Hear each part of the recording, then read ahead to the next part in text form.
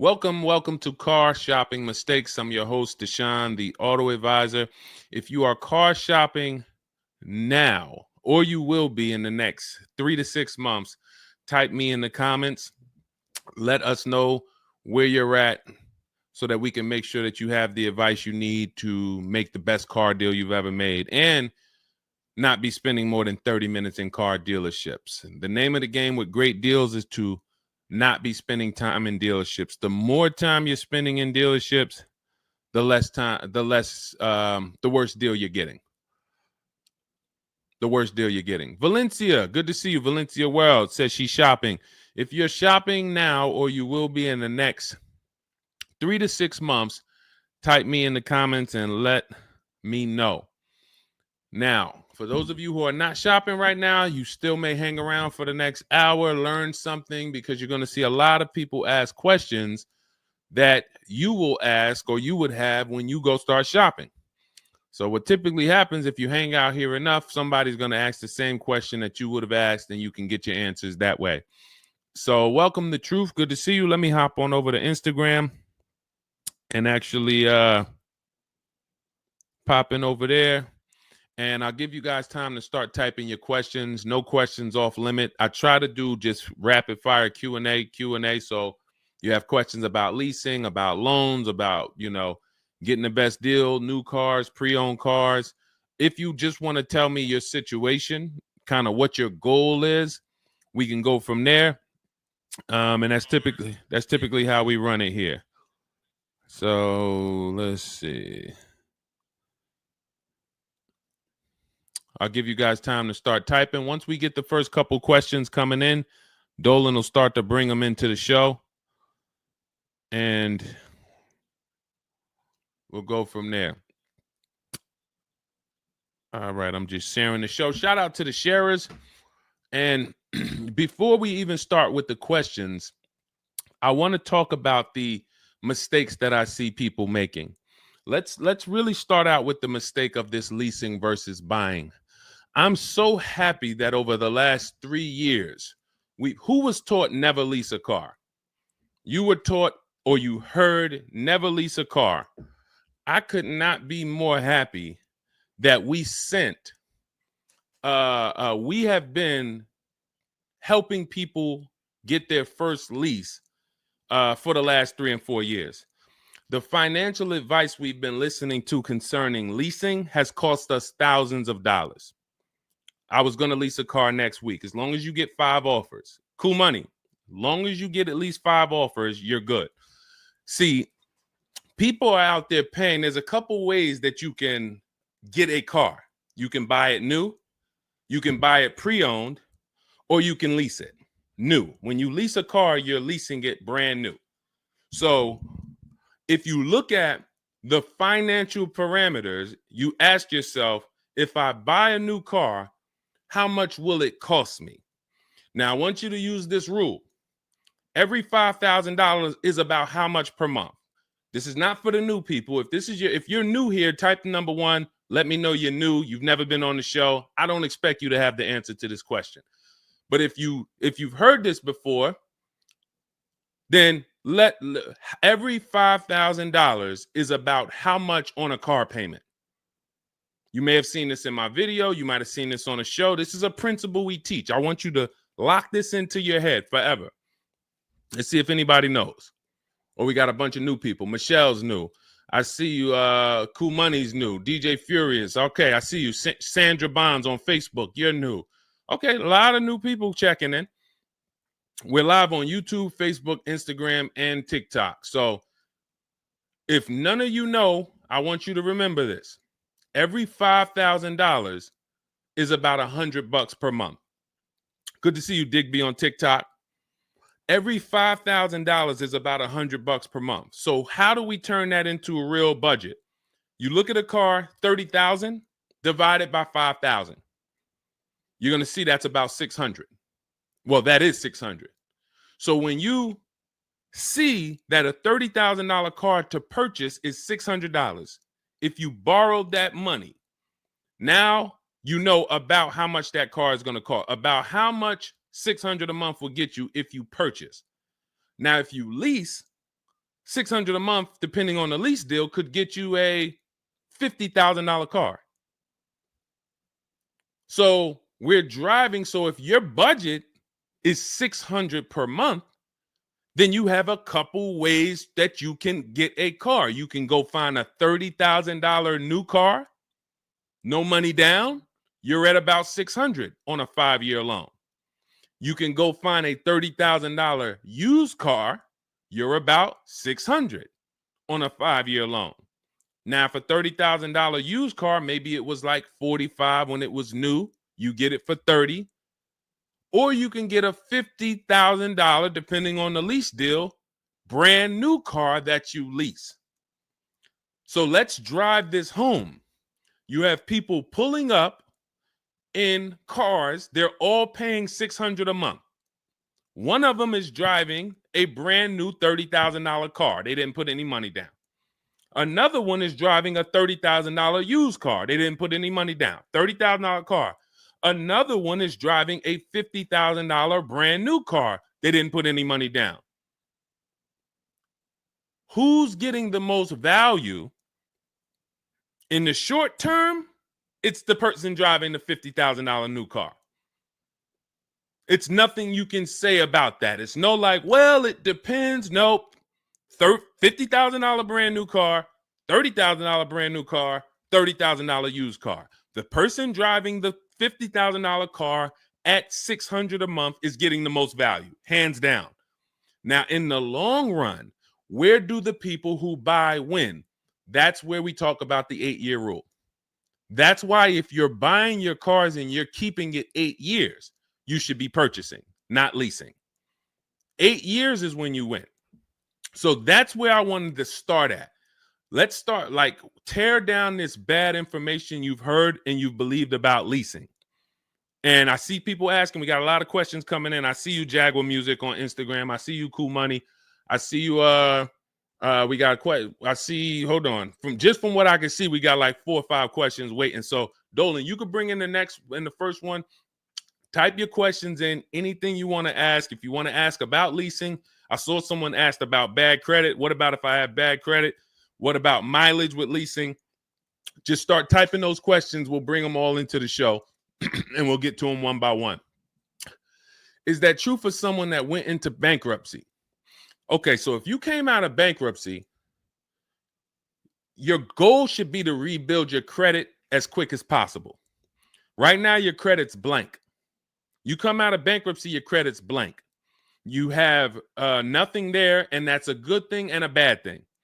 It's easy for you to build. I've seen people come out of a bankruptcy and literally they have a 700 score in 1 year. They're going to go get credit cards. Just like if you're 18. If you're 18, you go get credit cards, you don't use them. Pay $15 gas, or you don't have a car yet. You pay $15, $20 a month for something, pay it off. You're going to have a 700 credit score. The more you don't use your credit, the more credit they give you. So when they see that you have the credit, $500 credit card, $1,000 credit card, you're not using it, credit score is high because your utilization is low. So that's what you should be doing. You cannot come out of a bankruptcy, just wipe your credit, and then go into the dealership and be like, okay, now I can get a car. You have no credit history. So the first goal should be, let me rebuild my credit as quick as possible. And you can do this quick. Follow Shonda Martin. Some of you know Shonda Martin. She's on pretty much every platform we're on right now. And she's road to 750 plus. Now you got to let me know. Can you wait and build your credit for 3 to 6 months? Can you start to get some type of credit history? Or are you in need of a car right now? In which case you have to get a car with bad credit or no credit. Because if you don't have anything on your history, that's technically no credit, which is bad credit. So, okay, you need something ASAP. Okay, so what you should be doing, and again, if you don't have good credit right now, you should be buying the smallest car you can with the lowest payment. I got into the car business 2006. I was 22. I've been in and around the car business since then. So what is that? Almost 20 years now? The mistakes come from 2 things. You don't know what to do. A lot of the stuff I'm going to say, oh, I didn't know I could sell a lease, Deshone. Oh, I didn't even know I could sell a car if I don't have the title. It's not paid off yet. I thought I had to pay it off to sell it. Deshone, I didn't know every dealer, every, Toyota dealer has a different price. I thought they were all the same price, like the Apple store. All of that is you didn't know. Oh, I didn't know about leasing. I thought it was this. I thought it was that. I had misconceptions. All of this stuff has cost you thousands of dollars. That's you not knowing. The other problem is you know and you don't do, because now I'm going to make sure you know. So once you know, it's your obligation, or it's up to you if you're going to do. So if I have bad credit, I'm looking to rebuild my credit. I need a car right now. First thing I'm doing is asking myself, in my book, Cars from Home, first step is how many years you're going to keep the car. Because we need to determine, are you going to lease or are you going to buy? Are you going to lease or are you going to buy? You don't determine that based on how many miles you drive or, it's the 8-year rule. Are you going to keep the next car 8 years? Who keeps their cars more than 8 years? Type K. Because you're buying what we call keepers. If you're a keeper, Deshone, every car I buy, I'm keeping this thing 8, 10 years, 12 years. When the transmission goes out, I go and get another transmission. I see we got keepers. Shout out to the keepers. Michelle, we got Chantal. Who are the keepers? Sandra Bonds on Facebook. I see you. Where are the keepers at? K Mathis on Instagram. Keepers. These, you should not be thinking about leasing. Who's the keepers? See, we like to make this clear. Lon, I see you. Kara, keeper. All right. You need to be very clear, because people be like, Deshone, you talk about leasing a lot. Should everybody be leasing? No. Everyone who's not keeping their cars 8 years should be leasing. And if you don't have the credit to lease, your goal should be get the credit to lease. But so the first question I'm asking you, if I have bad credit, is how many years am I going to keep this car? Now, to those of you who, because if you don't have bad credit or if you don't have marginal credit, somebody is going to have it. There's a lot of people getting hit in this economy, and they're going to have credit challenges and need a car. Why is this important? Because let's just say I don't have good credit, but I'm a keeper. That means I'm not thinking about leasing. I'm looking to get a car that I can keep for 8 to 10 years or more, and I don't really have good credit right now. No problem, because the goal is find the best car for the best price, and then I'm going to get a loan, and I'm going to pay more for that loan because my credit is bad. I still need to get a great price on the car. We got to talk about that. Separating the price of the car from the loan. Some of you are savvy and you understand this, and some of you just mix these things together. But when it comes to getting a high interest rate because I have bad credit, as long as I get a good car, once my credit is better, what can I do with that loan? So let's say I got a great price on a car. I got a car, it's going to last 10 years. It's perfect, but I'm paying 21% interest. So I'm going to fix my credit, work on my credit. And then once my credit is good, I still want to keep this car. What can I do with this loan? Refinance. That's a simple fix. But if you don't realize that you're a keeper, then you're going in and you're getting a bad car, 6 months, a year down the road, 2 years, the car's having problems because you didn't take it seriously that you needed a long-term car. So not only did you mess up the plan because the car is going to start having problems, now I got to see, do I want to fix the car, or do I want to, I got to make the payment, now my payment's due, but then the car's having problems. All of this can be prevented. And you need to know up front what your goal is. But if your goal is to lease, Deshone, I'm not keeping cars 8 years and I don't have good credit, you should be buying the smallest inexpensive car you can that you can get a loan on. $10,000 car, go drive it for 2 years, make your payments, and then switch into a lease. If you're driving a car, if you're buying a car to keep, then you can go and get a nice car, get the most car you can afford comfortably. You're going to have a high interest rate, and then you refinance that car when you actually get, your credit up. So this is all in my book. My digital book, Cars from Home, breaks all of this down step by step. Whether you have good credit, bad credit, how to know when to lease, how to know when to buy, new car, used car, you drive a lot of miles. I have plans in there for everybody. It's a digital book. It's 5-star rated. Thank you to everybody who went to Goodreads and reviewed the book. You can get a copy of the book. It's normally $97. You can get it as part of my launch offer for 75% off. That's $24. It's for 2 hours. So as long as you get there, go to my TikTok bio, my Instagram bio, the YouTube comments or the Facebook comments, click that link, and you'll see $24 for 2 hours. Once that, as long as you get it before that, you got it for $24 instead of $97. And you can have everything step by step. So you're not worried about, I'm trying to remember all of this. You can watch the replay on YouTube too. But all of this is everything I'm teaching is part of a plan. It's not me winging it. This all comes out of my book. All right, go ahead, Dolan. Bring the next one up. Keep typing your questions. I know we got a lot of questions coming in from all 4 platforms, so Dolan will bring them into the show. Just keep on typing. What is considered marginal credit? Now, this is going to depend on what you're trying to achieve. I like to see all right, who's a homeowner? If you're a homeowner, type me.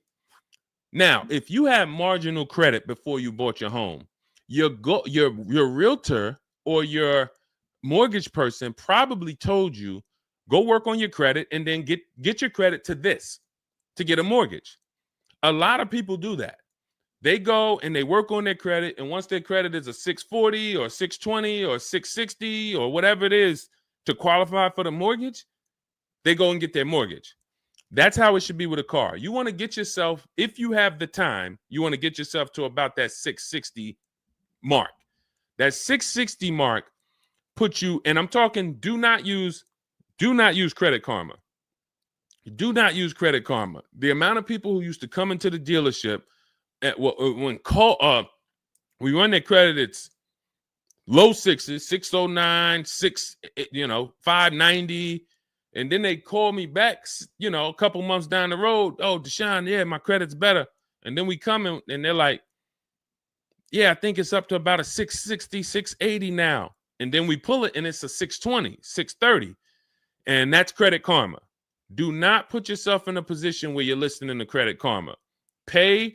You can go to Google and you can type in, get my FICO scores. You want your FICO scores direct from the credit bureau. If you don't subscribe to a thing that gives you it before you go and make a purchase, you want to know what your FICO score is, not what a Credit Karma score is. But if you have the time, you want to try to get your FICO scores all above the 660, 670 mark. That's going to be in that good category. You can qualify for a lot of leases. Now, if you're in the 650, I want you to think about this. I have something I teach called credit and when it comes to profiles, leasing and credit. It's easier to get a loan to buy a car than it is many times to qualify for a lease. If you got a low 600 credit score, a lot of people will approve you. They're just going to approve you at a higher rate, higher interest rate. With a lease, it can work similar. But sometimes where you're in that low 620, 630, it's very tough to get approved. They're not going to take that much risk, but you may have a strong profile. So when you go into this, it's not black and white, guys. It's not like you can say, if my credit score is this, I'm done. What if your credit score is this, but you have a car payment already you've paid on time? When I worked for Mercedes, I worked for Mercedes for 5 years. We'd have people whose whole life was falling apart, but they never missed a payment on their Mercedes, and they get approved all the time.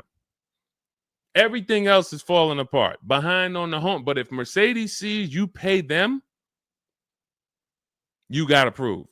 So what I say is a current car. That's why those of you, if you're building to get a lease, if you're building to get a better car, pay that car on time that you have now. Because the best thing you can do is have a history of on-time payments on your car. That means a lot to a bank versus missing the car or putting the payments on the back because you thought that somebody told you could do that and it wouldn't affect your credit. A lot of people learn the hard way. Oh, I thought when I put the payment on the back, it didn't show as late. It does. So we again, I'm here to tell you everything from the inside. I've been helping people for years. We have people all around the country. You know, we'll bring a lot of them into the show. Marguerite, Brian, you know, a lot of the people who write in, Sheree. But we have this. I'm telling you from the inside, not from your perspective. I'm not like the public, and it's like, oh, this guy this guy must have really learned about buying cars because he's teaching. No, I'm from the dealerships.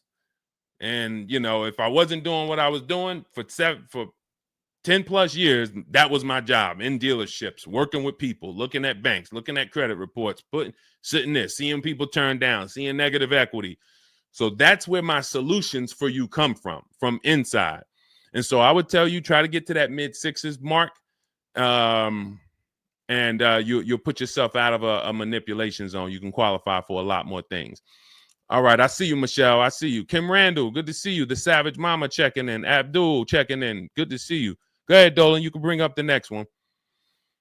All right. Shout out to Dad. Y'all running the likes up on TikTok. Thank you so much. Thank you to everybody who's double tapping the screen. We appreciate you. Can you talk about putting money down or not when purchasing a car? So important. Listen, this is a good one. This is a good one. I don't know who asked this question, but this is a good one. Can you talk about putting money down or not when purchasing a car? So here's how you want to make sure your down payment never gets taken if you are purchasing a car.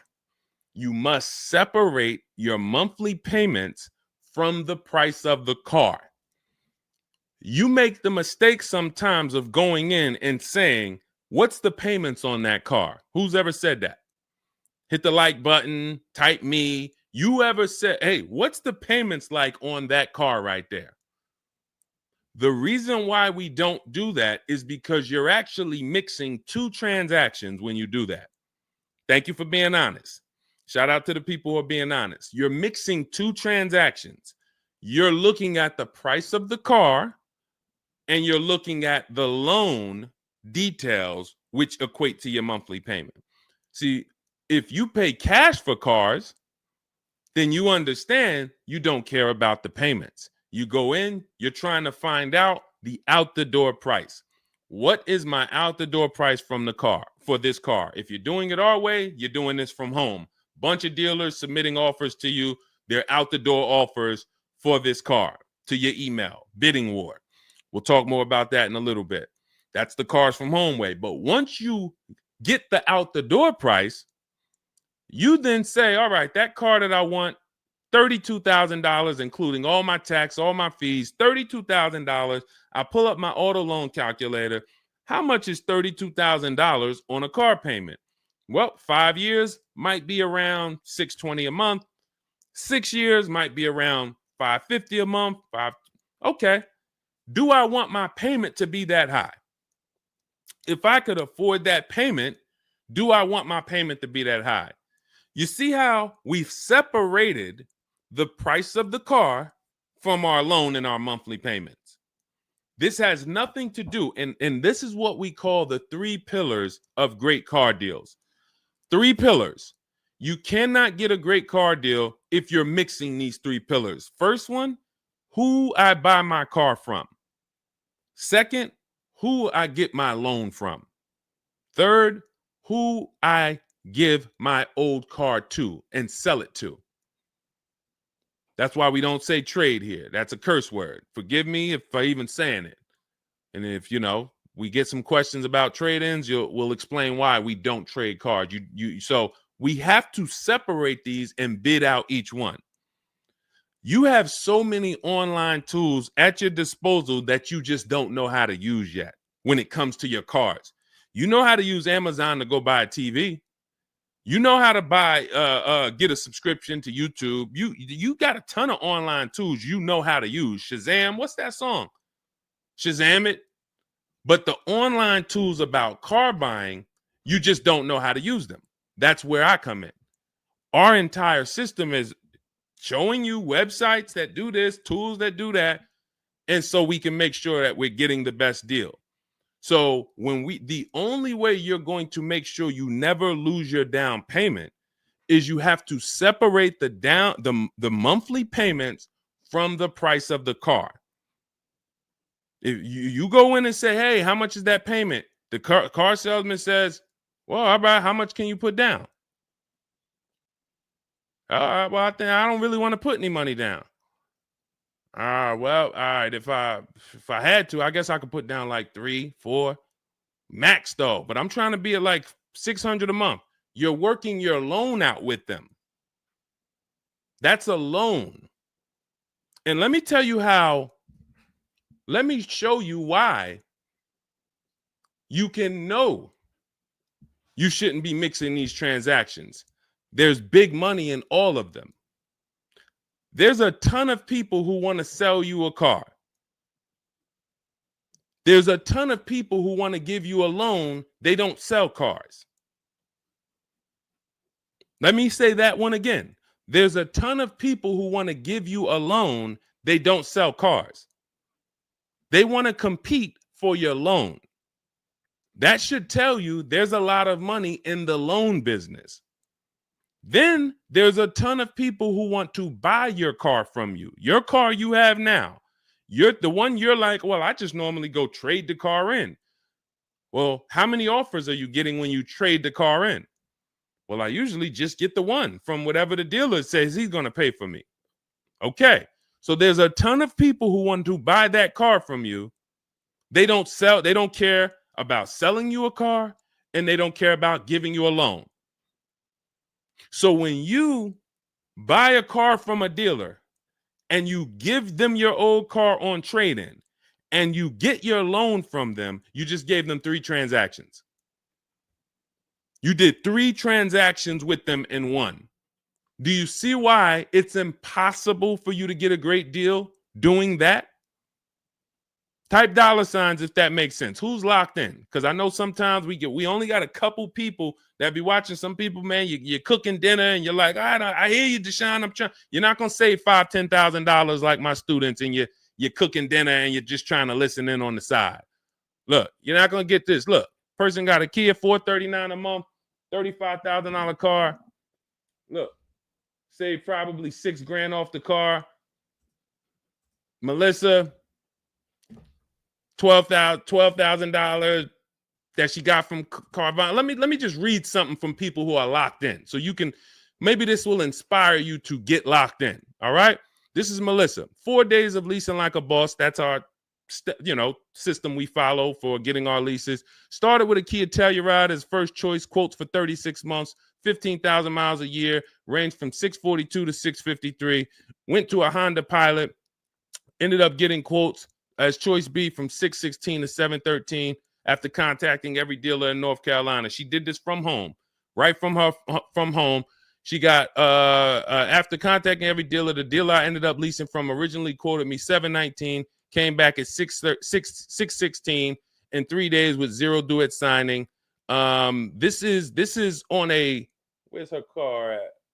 I can't see. Hold on, 616. Oh, that one wasn't clear. All right, here, let me read this one. Thanks so much for these resources. I read the entire book last night.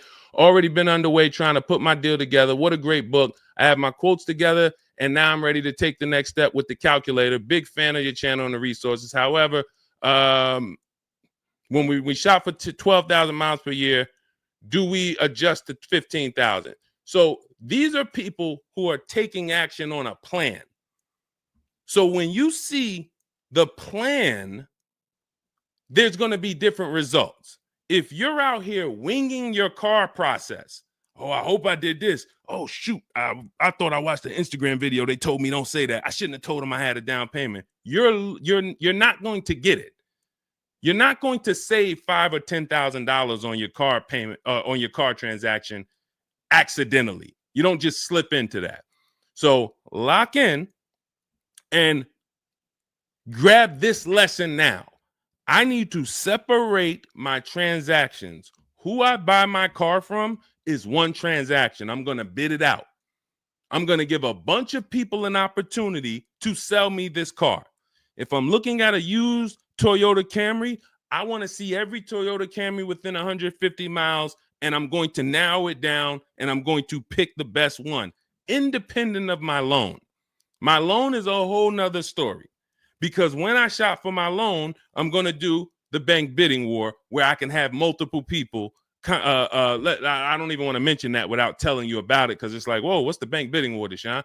Okay, so you can have multiple banks and credit unions compete for your interest rate in a small period of time, and it's going to weigh on your credit score like one hard inquiry. Like one hard inquiry. Mamba Mentality, I love the name. I love the name. Why can't I do a super chat? I don't know. Yinka, good to see you on Facebook. IB Johnson. On one hard inquiry. So let's just say, so when you get your loan, how do we know that 5.2% interest rate was the best? How do you know that the 7.1 interest rate was the best if you have no other offers? And what we've been used to is we're just going to go with our bank. We're going to go with our credit union. We're going to go with the dealer's bank. Why? We're going to make these people compete. And when you do this, when you do it this way, you can have people compete in a short period of time and get multiple offers on your loan without it affecting your credit score. But it has to be done in a small window of time. Now, if you Google it, rate shopping, it'll say between 14 days and 45 days. You do it our way, it's going to take you 48 hours. And you don't do this until after you find your car. After you find your car is when you do a hard inquiry. You let these banks and credit unions compete for your loan. And again, you notice I've already found my car. I already got the best price on that car right there at ABC Motors. I got that thing on hold. Don't pick up the car the same day. As much as they're going to ask you, hey, you want to take it home today? You want to take it home today? No. If I take it home today, when do I have time to go shop my interest rates? I'm not taking it home today, but let me get my buyer's order with my numbers on it. Let me go home and let me actually do my shopping for my loan and my interest from home. And then if you can actually beat that rate, it's a competition. But because you didn't know that you could let multiple banks do this in a short period of time, you're only going to your bank. You coming back with a 6.49. Well, I guess that's good. What if somebody could get you a 5.49? Do you know how much a difference between a 5.49 and a 6.49 is on a loan? Could be $1,200. This is why we're getting all the money. So again, all of this is in my book, digital book, Cars from Home. You don't have to wait for it to come in the mail. You can have it by the end of the show. It's in my TikTok bio, Instagram bio, Facebook comments, and YouTube comments. Normally $97, but you can get it as part of our welcome offer for $24. As long as you get there before the 2 hours is up, you get it for 75% off. It'll have everything in there. That is the bank bidding war. If you're not, again, before we go to the next question, if you're leaving the dealership wondering, if I was to walk up to, yo, Deshone, what's going on, man? Hey, I just got this car, man. What do you think? Okay. Did you get a good deal on it? Yeah, man, I definitely got a good deal. How do you know? If you're not saying to me, yo, man, you know how many offers I saw? Man, I got about 6 offers on this car from different dealers. This was the best one. Okay, you did good. What about your loan? No, man, listen, my bank competed, credit union competed. The dealership told me none of their banks could beat what my bank gave me. Congratulations, man, you got a great deal. But if you don't have that same confidence, you did not get a great deal. And now you're driving in a $30,000 car, $50,000 car, and you don't have the confidence that you actually didn't leave thousands of dollars in these dealerships. This is crazy. And when you get mad and stop accepting it, you'll listen to what we're telling you to do. If you think you deserve that abuse, then you're going to keep doing the same thing.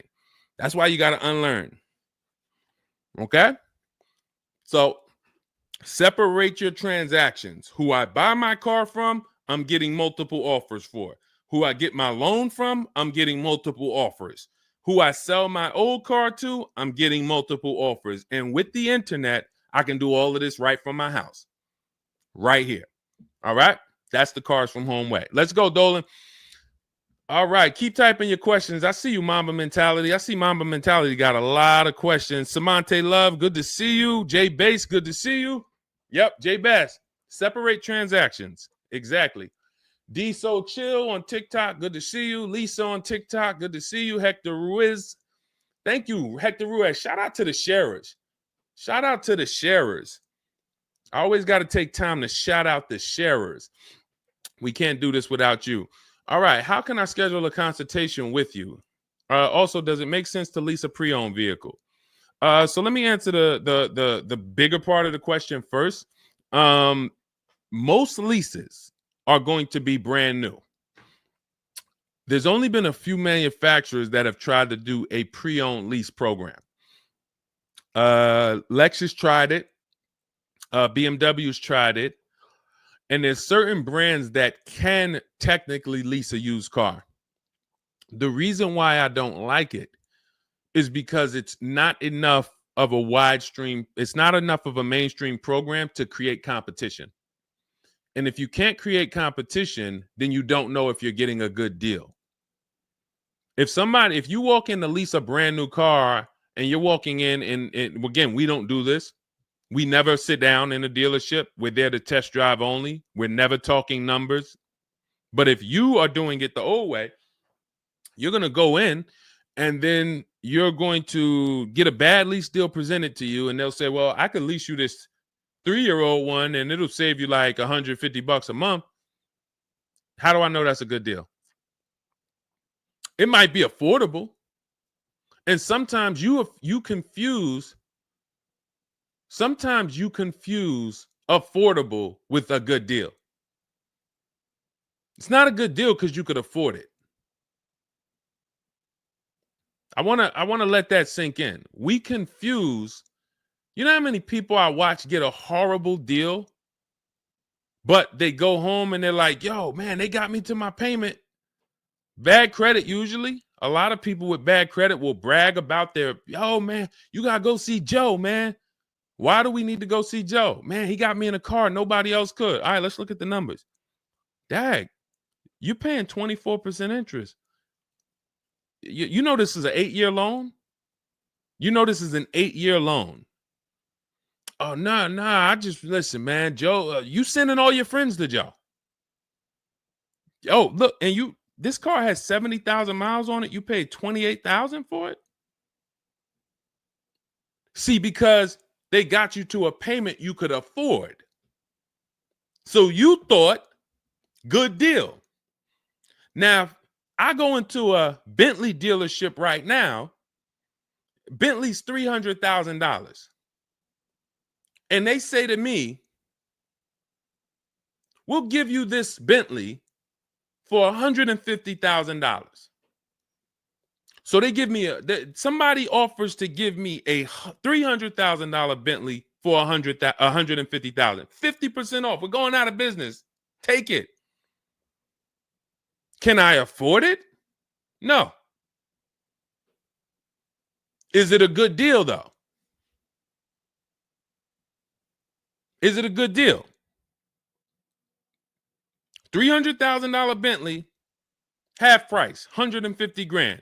Many people, you don't have that in your budget to go and bring $150,000 dropping on a car. Now, if you want to do a business thing, go buy it for $150,000, quickly sell it to another dealer for $220,000. Okay, that's what we would do.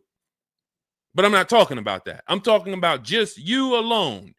Affordability does not equal deal. A deal is a deal whether I could afford the deal or not. And the only way we know a deal is to actually get multiple offers. There's no other way.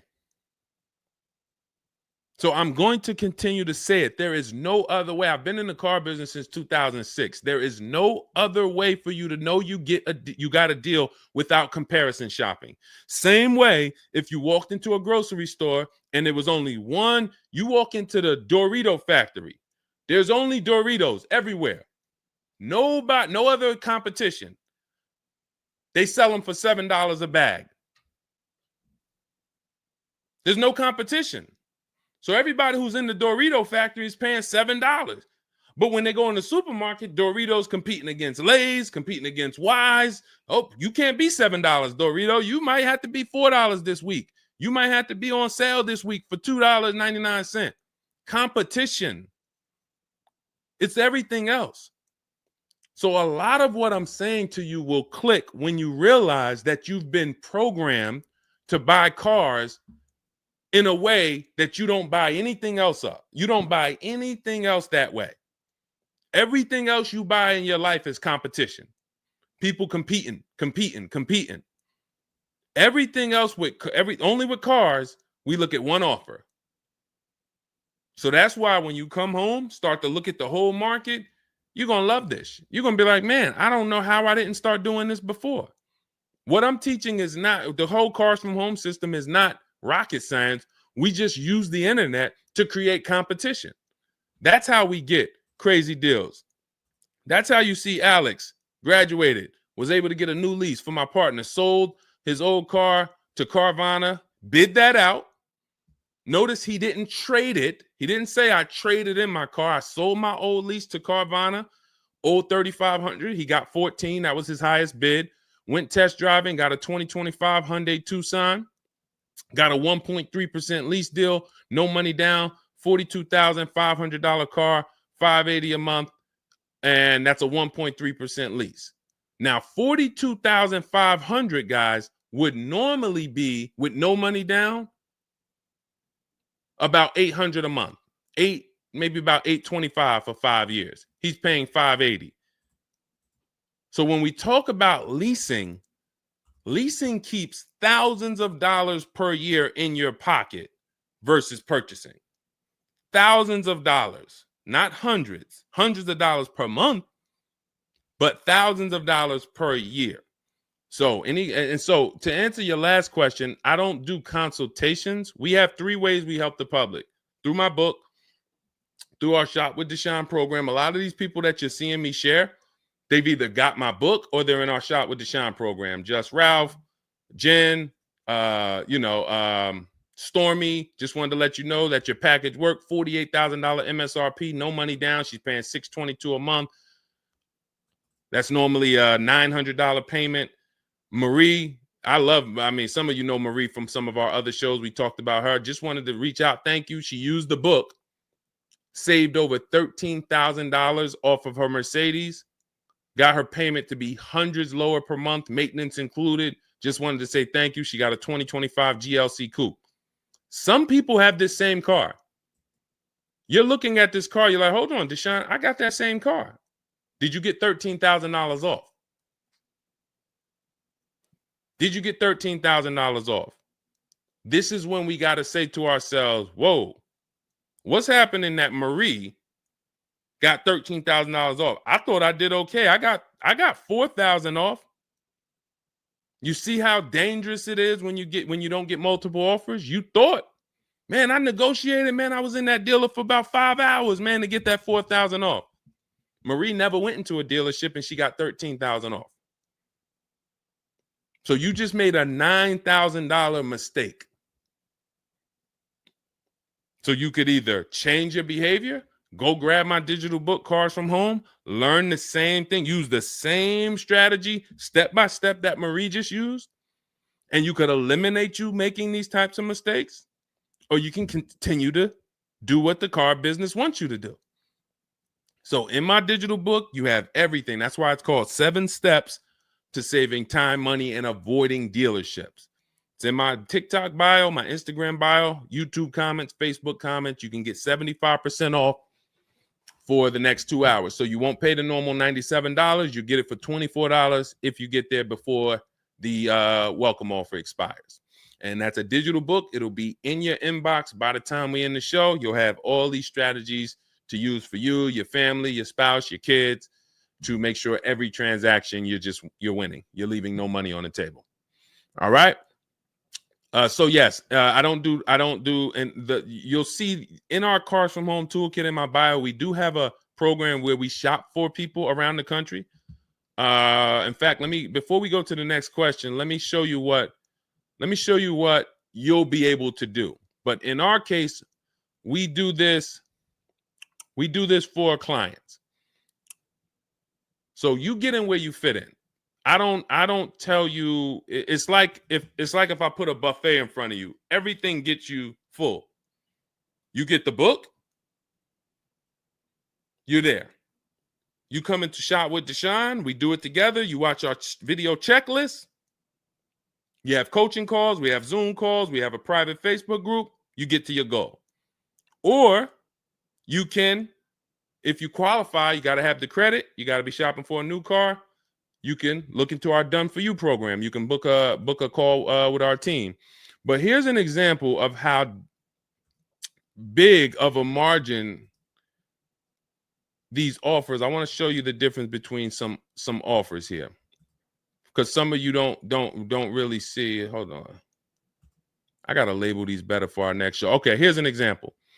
So we can see here for this particular car, the payments ran, all of the car itself is $64,000. We're shopping for a Genesis. This particular month on this particular car, the payments range. Y'all ready? We got 6 offers on this car. The payments range from, well, I'm just reading them to you. $973, $899, $1,102, $1,066, $921, $913. Now this is initial payments. Why is there a $200 difference in these initial payments? This is why you never want to take people's first offer, because the initial payments are going to be high. But even in the initial negotiations, why is it, Deshone? Wait, all of these cars are the same price. Why is one dealer at $1,050 and another dealer is at $899? Because they're criminals. So what do you think you're doing if you just walk into a dealership and say, let me give this dealer a shot at negotiating? If you're negotiating with the dealer that's at $1,050 or $950 or $975, where are you going? And the goal is to have that dealer. This is why when these dealers come, when they come down $100, you think, oh, I had to win. Man, they just came down $100 per month. They started out, they were at $590, and now we're at $490. This has to be a good deal. Well, how do we know that they weren't supposed to start at $490 and end up at $390? If this is clicking for you, type a $, because this is clicking for some of you. Those of you who are locked in, this is why it has to be a mentality change. I'm pulling back the curtain so you can see that, Deshone, it's been feeling like when I go to buy a car, it's a mental game. I drive off and I'm kind of happy, but then I don't really have the peace. I don't really feel like I did good. I'm kind of hoping I did okay, right? That's you, right? So I'm telling you that your gut has not been lying to you. I see you, P. Honda Fundamental Salon. Good to see you. Got my book. Use it. Use it and win. So your gut is not lying to you. I'm just the one from the inside coming to tell you that you closing your eyes and hoping things go well is not working. It's not going well for you. If you looked at other people, they're doing better. If you looked at people with strategy, they're getting cars for $200 a month less than you. They're getting $5,000 off less than you. They're leaving knowing that they got the best deal because they saw so many offers. You're hoping, and that hope is not leading to that hope is a bad strategy.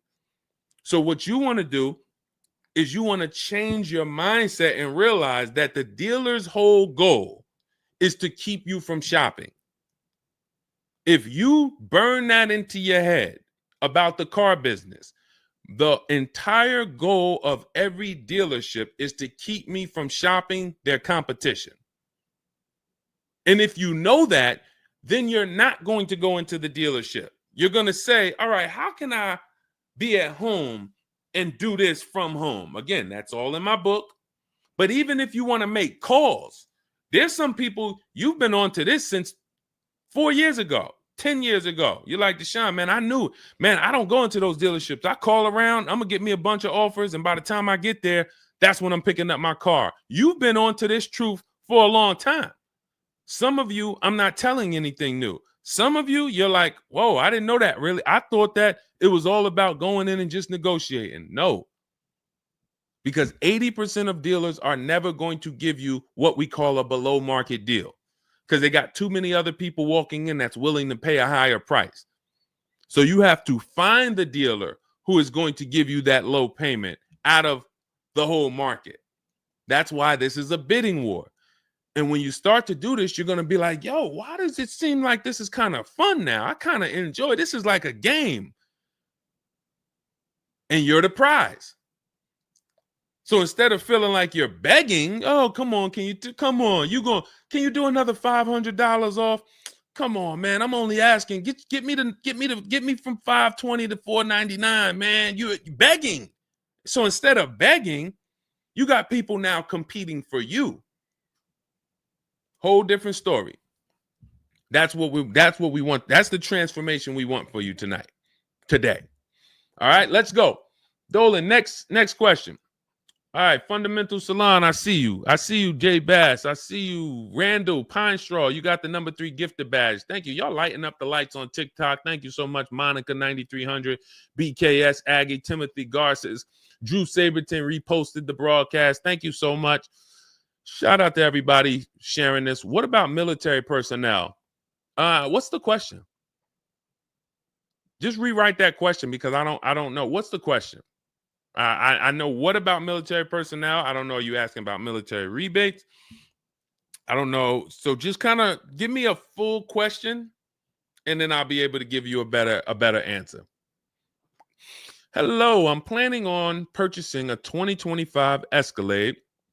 Any negotiation between the MSRP and the invoice? Of course. Now, if you walk into a dealer and you say something like that, what is the dealer going to say? So let me ask everybody who's watching. We're live on Facebook, TikTok, Instagram, and YouTube. If this person casually walked into the dealer and said, hey, is there any negotiation between the MSRP and the invoice? What do we think a smart dealer is going to say? Not an honest dealer, a smart one. Thank you, Sassy. No. No. And you know what's crazy? They're going to say it in a way that makes you believe it. So if I put my car salesman hat on and I switched it to kind of for myself, this is what it would sound like. Or is there any negotiation between MSRP and invoice? Not really. On these cars, I mean, we don't even have a lot of them. A lot of people are trying to get them now because the tariffs are about to hit. And even though this is an American-made car, some of these parts, they're produced in Mexico. So there's not, we really like to, a lot of dealers are selling them over MSRP. In 10 seconds, I just took you to, whoa, but can I get MSRP though? See, that's why I'm never training you to go in and negotiate with people that negotiate every day, 3 times a day for the last 10 years. You're just not going to be a match. You might negotiate office furniture. Yo, Deshone, I do office furniture. A car salesman couldn't come in and negotiate with you on office furniture. But you can't go into a car sale and negotiate with car salesmen because, again, the psychology, we just know every question to ask, everything to say. It's a mind. And so some people use it for good and some people use it for evil. And so how do we find out what the discount is on the Escalade? We talk to multiple Cadillac dealers. Now, if you're doing it our way, in my book, I have scripts that I wrote for you. It's all by email. So there's a reason that people can actually go in, use this book, use these scripts, and come out with great deals. This is Trey. Trey got 3 cars using our system. He says, my son was in the market in 2025. He just got a 2025 Blazer. He said, I started sending emails in the wee hours of Tuesday morning. So those are email scripts that I wrote. They're in my book. You have access to them when you get my book. You're using all my scripts. We're not talking. We're not doing any of this by mouth and saying, oh, I got to remember What did Deshone say? Don't, oh, I didn't want to say that. None of that. There's no room to make a mistake. We're just typing, copying, and pasting. He says, emailed 25 to 30 dealerships, got 8 offers, closed the deal in 2 days. 2 days. So some of you, you're like, Deshone, I need a car in like 2 weeks. No problem. Trey got his in 2 days. So once you start this process of engaging with the dealers, you'll get a car in 3-4 days if you're slow, because that's the way it's set up. So he gets a $56,000 car. He closed the lease at $560 a month on this Blazer electric vehicle. $560 a month, first month's payment due at signing. That is a $56,000 car. And he's gotten 3 cars. He said his first one with our system was 2.5 years ago. He leased another vehicle for his daughter last October, and now he just got his son's lease. 1.5% lease, a 1.33% lease for his daughter, and a 1% lease for his son. So if you're doing it our way, you're sitting at home, you're getting multiple Cadillac dealers to compete by email, and then you're going to see, oh, this one's going to take off $2,000. This one's going to take off $5,000. These 4 are taking off nothing. This one, he's charging $3,000 over the list price. Oh, here's the winner. They're taking off $5,000. That's the best offer. Now, sometimes you get a deal like Sean, and we never know when the bottom is. Or let's take this Genesis. Perfect example. This is a 2025 Genesis GV80. As you can see right here in writing, if you're on TikTok, you can't see, but if you're on Facebook, YouTube, or Instagram, you can see. You can see, let me just take that comment down real quick, Dolan, so I can show the discount at the bottom of that sheet, please. Just snatch that just for 1 second. Look at that. $8,469 off retail price. Brand new 2025. Okay, you could put it back up, Dolan. Thank you. So when you look at that, this is the lowest offer of multiple offers. Maybe $8,500 is the best discount on this particular vehicle. But when we go to Sean, let's go to Sean. F-150 Lightning XLT, $73,000 vehicle. What's his discount? $21,000. Look at the dealer discount and look at the rebates. And every dealer is not going to tell you the rebates. Some dealers will not be honest with you about the rebates. They'll hold some of them or they'll hold all of them. When he got all his offers, he saved $21,000 off the price of the car. So how do we determine, to answer your question about the Cadillac Escalade, what's the discount between MSRP and invoice? We don't know. Could be the best discount could be $3,000. The best discount could be $5,000, could be $10,000, $12,000. We don't know. And because you don't know, you cannot negotiate. If you knew that the best discount you could get on a Cadillac Escalade was $8,000, you knew that, then it would be easy to negotiate. I'm just going to go on. All right, man, come on. You're at $6,000. Nah, man, I want another $1,000 at least. I'll let you keep the last $1,000, but you got to get me to $7,000 because you know the bottom, $8,000. No car that we go in to get do we ever know what the bottom is. So what you're doing is you're feeling for the bottom. But if Sean thought $10,000 off was the bottom for his F-150 Lightning, then he wouldn't have got $21,000 off. That's the danger. So when I say to you, you're leaving $3,000, $5,000, $7,000 on the table, you can't say to me, Deshone, no, I'm not. Because I get so many offers, man. I know I'm not leaving money on the table. You don't know you're leaving money on the table. I got $8,000 off my Infiniti truck I got when I leased it. How do I know that was the best offer? Because I had 7 other offers.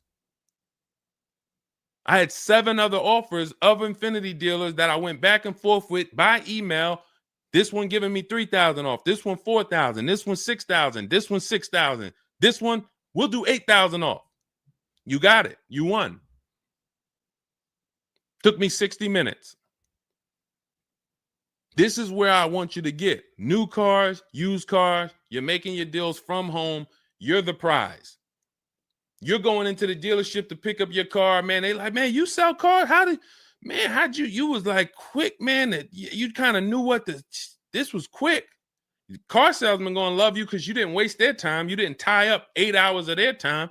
They're making deals with you in 20 minutes, 30 minutes. It's great for everybody, but it's mainly great for you. That's what we want. Okay, all of this is in my digital book, Cars from Home, 7 Steps to Saving Time, Money, and Avoiding Dealerships. It's not a mail book. It's a book. You can have it in your inbox in the next 5 minutes. Normally $97, but it's part of our welcome offer. You can go to my TikTok bio, Instagram bio, click those links. You can go to the Facebook comments or the YouTube comments. Dolan has a link for you guys. You get 75% off. That's $24, but it's only for 2 hours. Now, if you visited earlier, some of you, I did a show, my last show, you might have visited the link and you missed the countdown. You'll see it's gone. So you want to make sure when you actually go there, even if you come back in a couple minutes, don't let that timer hit 0.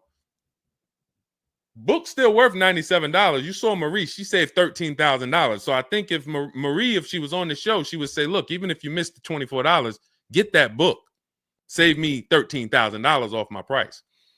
All right.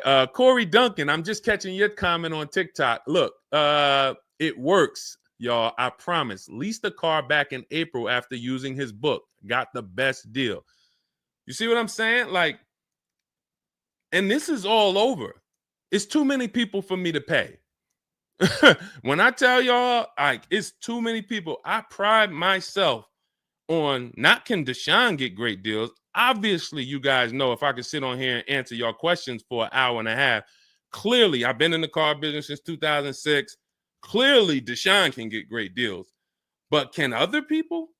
That's why I'm showing you other people. That's why I'm showing you Benita. That's why I'm showing you Kimberly got 20 grand off her Maserati when she got it. Zafrina got 2 cars. She got a car last year, got her Jeep Grand Cherokee, $66,000 car. She got it for $579 a month. And then she just got another car that she posted 2026. Not even a 2025. 2026s. It ain't even out yet. She got a Kia or just came out recently. Kia EV6, $76,000 vehicle. She got it for $742 a month. She leased it. Now let me just do some math for you real quick on how crazy a deal that is that Zafrina got on her second car. The first one's crazy too. They're both crazy. But let me just, here's how we judge a lease. We judge a lease by how much we're paying and how much car we get to drive for that payment. So the reason I created the 1.5% rule is for you to know you're paying too much money for a car you're giving back. The 1.5% rule tells us if we divide the monthly payment into the MSRP with no money down, it creates a percentage. And if that percentage is over 1.5 for 12,000 miles per year, we're paying too much. It's no value there. It's a bad value lease. Let's look at Zafrina's deal that she just got. She's paying $742 a month, and she got a $76,000 car. So let's say, go into our calculator, $742 a month, 36 months. That equals $26,700. That includes taxes, everything. That is how much she's giving them for 3 years to drive this car. $26,700. It's a $76,000 car. You don't have to be a mathematician to know that if you walked into a showroom and you saw a $76,000 car, once taxes and fees and everything were on top, it's over 80 grand. And you could drive that car for 3 years for $26,000 and you give it back to them, we can imagine how much value that is. So that's how we judge a lease.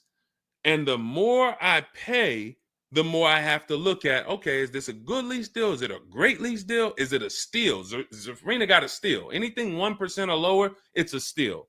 From 1% to 1.5%, that's a good deal. Well, let's say from 1% to 1.25, great deal, great value. And then from 1.25 to 1.5, good lease deal. So it's good, great, and a steal. Any of those is good. It depends on the vehicle, and it depends on how well you get offers, because different vehicles have different lease programs. But once we get, you don't walk into a dealership and say, hey, get me the 1.25 or get me the one. You don't do that. You got to see what the best offer gets you. But this is where you want to be at. Empowered shopping. Okay. Thanks, Randall. I'm working on my lease deal now from the book. Way to go. Way to go. All right, Dolan, go ahead. Pull up the next one. I'm going to take a sip of water. I see we still got a lot of questions to get to. Let's go.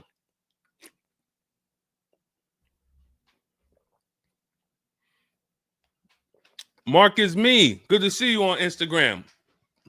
Checking in. All right. Let's go. Does it matter if you email or call a dealership to find out the best price? All right. No. You just got to realize it's going to be different things that come with phone. The reason why. Okay. Who's a good negotiator? All right. Let me put it like this. Who's not a good negotiator? Let's be honest. Who's not a good negotiator? Type me. You're just not. It's not your thing. You don't really like confrontation. Not a good negotiator. Let's go. Who's gonna be honest? Oh, we got a bunch of good negotiators on here today. Bunch of good negotiators. Where we at? Hershey. What's going on? Randall, Sassy. Who's okay?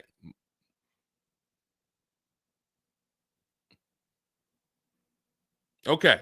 Couple people that want to be honest. Everyone else is a great negotiator. You need that to get on the phone. In order to get on the phone, you need to be a good negotiator. You need to be quick with your words. You need to be, and that's what's going to happen when you're calling to get deals. Now, if you're calling to get deals, you just need to be able to know exactly what information to give and what information not to give. So let's just say you call in and you're trying to get an offer, and somebody says, "Hey, wait, I need your credit." Okay, are you gonna say, "Well, no, actually, the people who I've been working with, they haven't been asking for credit.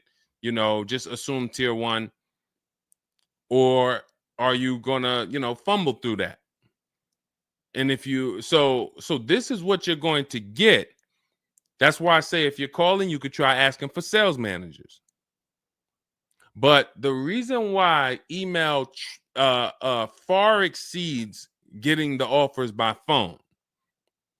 Now, look, getting the offers by phone is way better than walking in.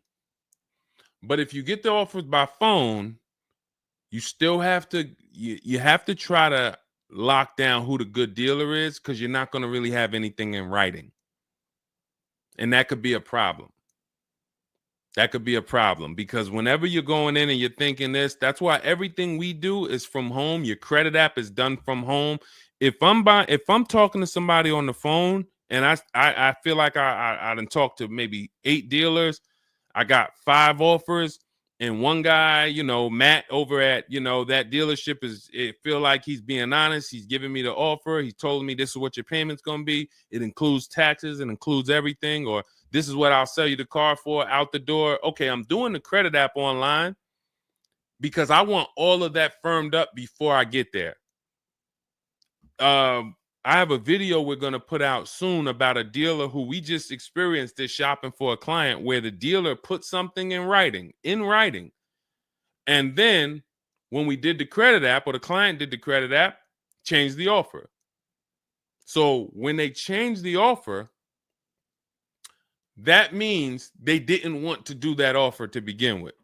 Oh, no, they didn't change the offer. They said the car was sold.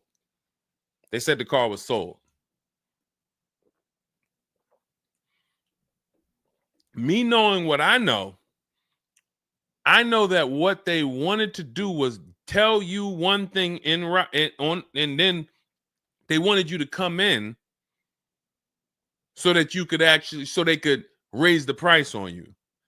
This is why we are not going in until we do our credit app online. And when I tell you we are doing everything from home, except the test drive, we are doing everything from home. We're not going in, all right, come on in, let's finalize this. No, we'll come in and pick it up. You can send me the credit application. I will email you my driver's license. I'll email you my insurance card, because when you do this, your deal is solid. If you're going in the dealer to finalize your transaction, the deal is actually not solid. The deal can be changed. And what you'll see sometimes, like in this video we're going to post, is once they find out they can't get you to come in to actually change the price, that's when they're going to start changing the tune. That's when things are going to change. And okay, I see what you were trying to do. You were trying to get me in there so that you could change the price on me. So that's why email is really the gospel when it comes to us. And another thing, you don't have to talk to anybody. You don't have to remember what you're going to say. What's up, Robert Ishel? You don't have to remember what you're going to say. You don't have to worry about saying the wrong thing. When you're doing this by email, especially when you're using our stuff, if you have my book, my digital book, everything's in there. The scripts are in there. When they say, when can you come in? We have a script. When they say, hey, we only give quotes on for people who are in here, we have a script. When they say, hey, I don't have this car, but I might be able to get it for you. Are you open to that? We have a script for that. Everything, we have probably 50, 60 scripts. Everything they're going to say. So that allows us to have conversation by email. We're not just emailing. We're having, Marcus Me asked, I see a question about warranties. I got you. Hang on. Mark, we're not just emailing, we're having conversations by email. Big difference. Conversations by email move things forward. Oh, we can't do this. Oh, how about this? Hey, it's a back and forth. That's why our scripts are so powerful, and they move things forward and they keep it on your agenda. So again, me, myself, I could do it either way. If I was doing one car deal, I could call around. I'll ask for sales managers. I'll talk to the sales manager. I'll try to get a car deal done. But it's the transferring of information, and this doesn't work on a used car. So this only works on new cars. So if I was buying a used car, it's a whole different system. But another reason this isn't effective. What's up, Smitty? Hopping in on TikTok. Another reason that's not effective. Again, better than you walking in. I'm just being straight up with you. If you told me is that better than me walking in? 100%. Get on the phone. You will do way better on the phone than walking in. But compared to email, you ask me like email or phone, which one's better? Email crushes it because I can have conversations quicker. I have stuff in writing. I don't have to worry about not having something in writing, and I show up and I thought that it was this and then it's that, and then it's nothing I need to remember. Yeah, I think that's enough. I think that's enough. So again, in my book is all the scripts. And without you knowing what to say when they say this, then the conversation is going to move slower and you'll be typing everything manually. What should I say to them? All right, what should I say to this? When they say, oh, can I have your full address? Okay. These are the things that you want to know how to respond to. Okay. All of that is in my book. But again, either way is better than walking into the dealerships. Walking into the dealerships is where you're going to lose. All right, go ahead. Next question. Kevin Carroll, Jamie Rodriguez. Good to see you. How do we apply for a soft credit pre-approval? You have to find a bank or a credit union that does it. If your bank or credit union should be the first people you ask, can you get a soft credit pull pre-approval? Because the soft credit pull pre-approval doesn't start the rate clock, doesn't start first of all, the rate clock starts at the hard credit pull, which means your credit bureau, Equifax, Experian, TransUnion, they're looking now and saying, okay, you have a certain period of time where you can do more of these to actually get different rates.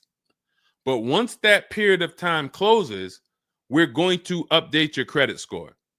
So let's just say you get that hard inquiry, and when it closes, your credit score drops 10 points. Okay. Had you gotten 3, it would have dropped 10 points. In that window, same 10 points. But if you let the window close, then you go and get another hard pull. When the next window closes, it's another 10 points. That's why we don't want to be moving like that. We don't want multiple hard pulls in a spaced out period of time. So you want soft credit pull, and if your bank or credit union doesn't do it, go to Google. Go to Google, type in soft credit pull pre-approvals. Find a bank that does it, because all you want to do is put your budget together. This might not be who you get a loan from. It's just for you to put your budget together. And if you've ever bought a house or you got a mortgage, you'll see, all right, you might pre-approve me for, 4.25 interest rate. And then once I go to get my loan or my mortgage, it might go to 4.3. It might go to 4.6. It doesn't matter. This is just to budget. You need something so that you can know how much you can spend. That's the purpose of the pre-approval. So it's no reason for you to ever give a hard credit pull. You are much better off just using the rule of every 5,000 is about $100 per month. Burn that into your head. Every 5,000 is about $100 per month. So that means when I'm looking at this $30,000 car, that's $600 a month for 5 years. What if I want it to be $500 a month? Then I need to, instead of taking out a loan for $30,000, I need to take out a loan for $25,000, which means I got to put $5,000 down. But if I'm taking out a loan for $30,000, it's going to be about $600 per month on a 5-year loan. You could go to 6 and it'll drop it a little. For 6, it'll drop it another, But if you don't have that rule of 5,000 in your head, you're too off in your budgeting. You need to have some type of anchor to what this car should cost me. If I'm looking at a $50,000 brand new car, I don't want to be able to, give me the $600 a month on that. Wait, Deshone already told me every 5,000 is $100 per month. How am I looking at a $50,000 car and saying get me the 600 on that? Just divide 50,000 by 500. You're gonna see, oh, that's 1,000. This thing costs 1,000 a month on a 5-year loan. Yes. No money down. Yes. This keeps you from getting in trouble. This keeps you from leaving out the dealership with a 9-year loan. You're at your payment, but your loan is for daggone. It's like if you might not know, it's there's 50-year mortgages. Who would take a 50-year mortgage? Anybody? Anybody volunteering for a 50-year mortgage? Any takers? I didn't think so. No. Why? If you went into a house, $500,000 house, and they said your payment is this for 30 years, but if you take a 50-year mortgage, it drops to this. Nobody on here would be like, okay, yeah, give me the 50-year mortgage. They're available because we've learned that 30 years is the longest you would take a mortgage. And that needs to be 72 months with cars. That's why I tell you 72 months should be the longest you ever consider for a car loan. And if you go in with these parameters, nobody can take advantage of you. All right. All right, let's go. We'll wrap in a car. We're almost done. I say let's go. I see we got maybe one or two more questions. We'll see. For lease, I can only go through the dealership finance department. We'll bring that one in next. I see you. I see you on TikTok. Anita, I see you. What's going on? Warranty extensions worth it? Oh, you mean extended warranties? Okay. Are extended warranties worth it? Depends on the car. If you with warranties, you're asking yourself, what's the odds that things are going to break on this car? And then how expensive are they to fix? And this is why when we get cars, we do something in step 4 of my book. There's a 5-minute process we do. It's a Google check where we check reliability. Every car you look at, you should be typing into Google 2025 this reliability. If you're buying a used car, you should be typing in 2023 Kia K5 reliability. And then you skim those articles.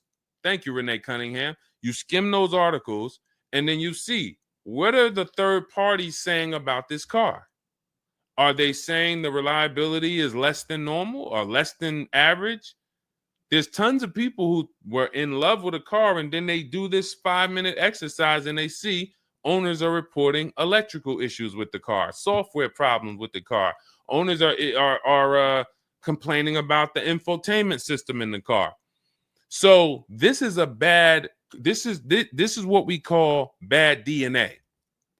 This is not something that when we buy used cars, you'll see in my book and you'll hear me talk about on the show. We screen down used cars with title history, service records, accident history. That's how we make sure it's a quality used car. Title, service records, accident history. But you could put all those things together, and if you got a car with bad DNA, it has electrical problems, none of that will fix it. So, Deshone, I did that whole search you told me, man. I did everything. I narrowed it down. I got a good car. I got the best price.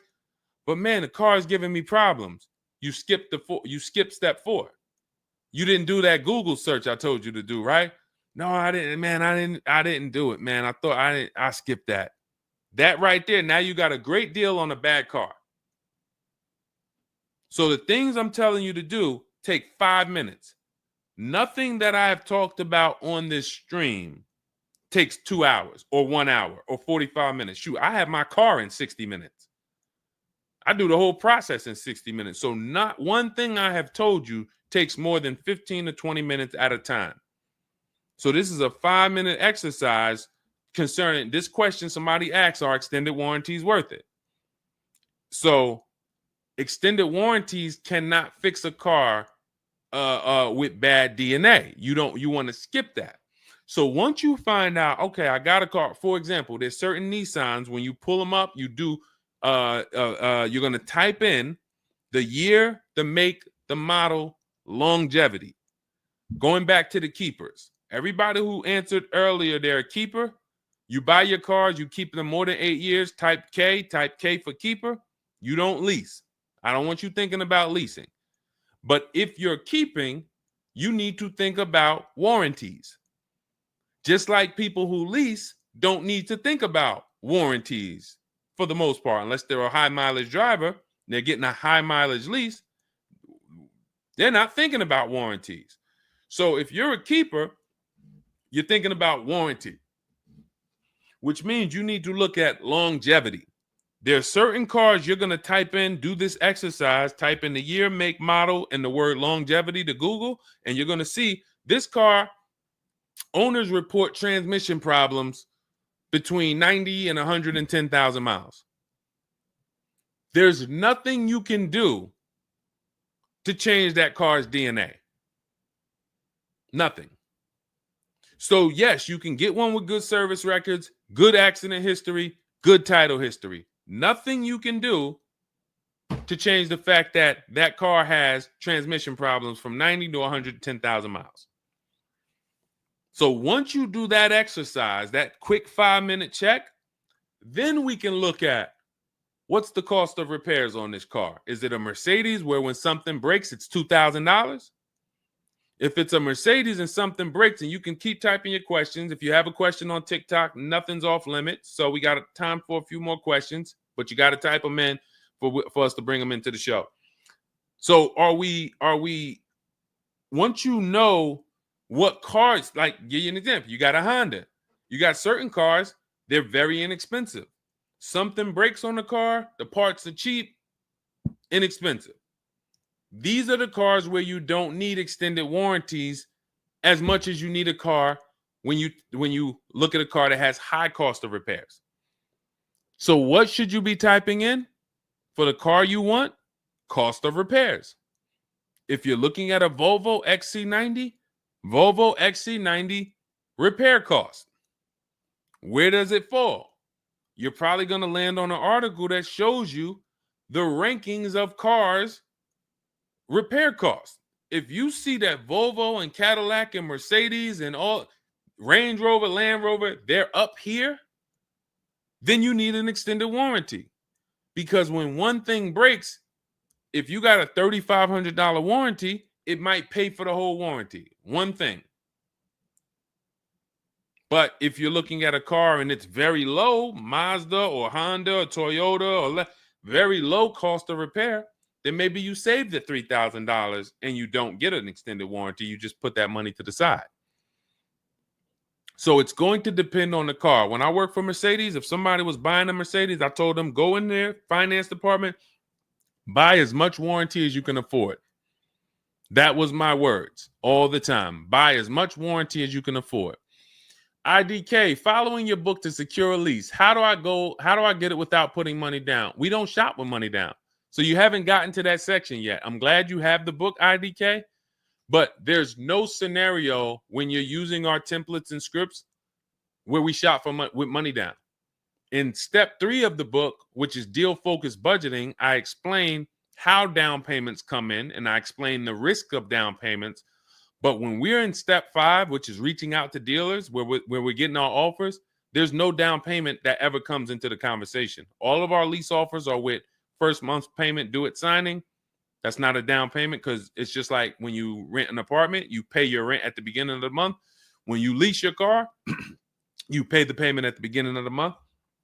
And that's it. That's not a down payment. That's your first month's payment. But no, all you do is just follow the book. There's no again, and stay on the steps. Here's what I want to drive home when it comes to this book. And I see we had somebody, Linda March, on Instagram. I see you. Grab Linda March's question, please, on Instagram, Dolan. Do not read this like this is some seminar. There's 2 types of people who use the Cars from Home stuff. All of our stuff is made to be like you having a conversation with me. If you jumped on the phone with me and you said, Deshone, this is what I want. What's my first step? I would give it to you and then you go do it. I wouldn't say to you, okay, Linda, you're going to do this. And then once you do that, go and do this. And then once you do that, go and do this and then do that. And then by the time you finish this, you'll see this on this website, and then you'll be ready to pick up your car then. How would that go for you? Carrie Ann, Gifted Hands Cash, good to see you on Facebook.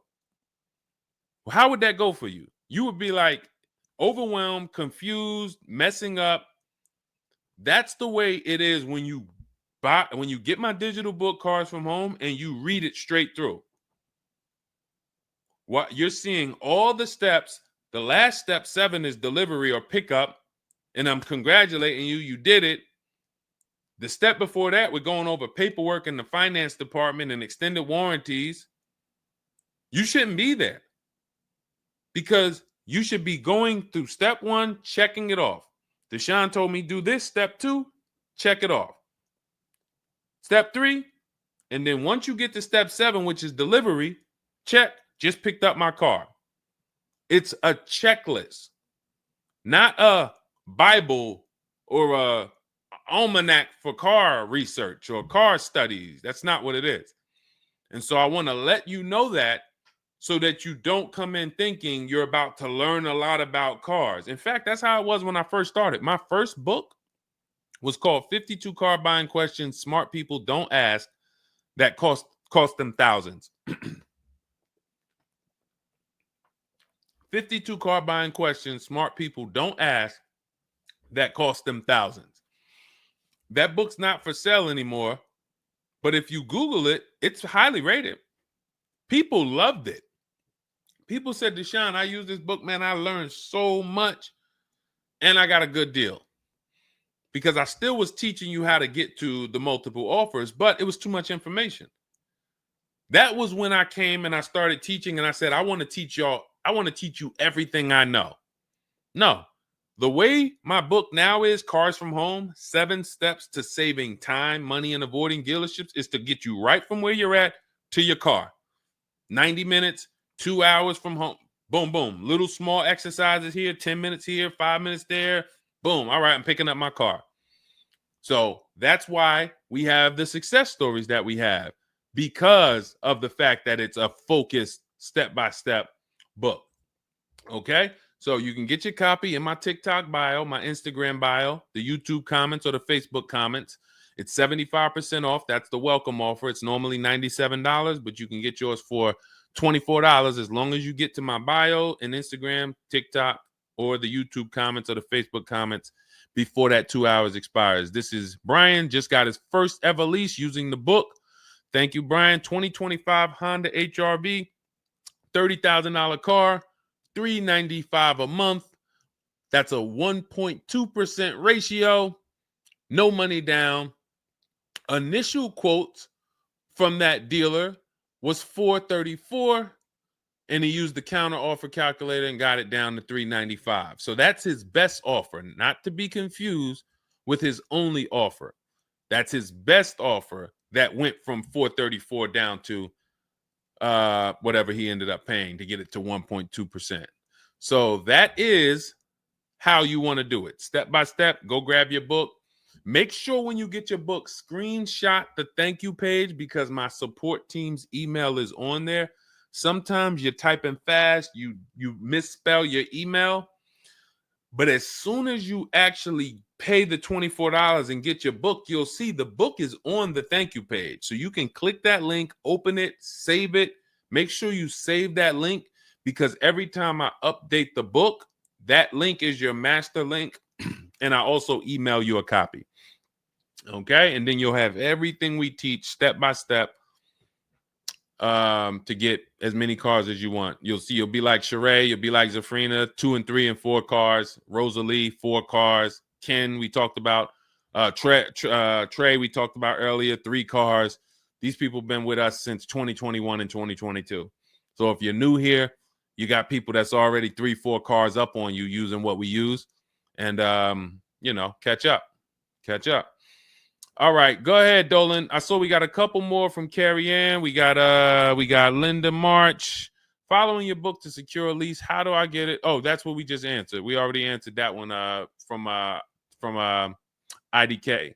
I saw you grabbed it, but I answered it before you grabbed it. Carrie Ann Gifted Hands. Evening. Okay. Can a dealership... I'm sorry. I'm having trouble reading. I'm going to have tea on these broadcasts, because can a dealership take your newly purchased vehicle to a private mechanic without telling you? Actual dealership, because he refused to pay the money to get it fixed. Can a dealership take your newly purchased car? So if they're taking it to a private mechanic, then it most likely does not have a manufacturer warranty, because if it had a manufacturer warranty, for example, Kia has a 10-year manufacturer warranty, bumper to bumper warranty. I think it's 10-year bumper to bumper.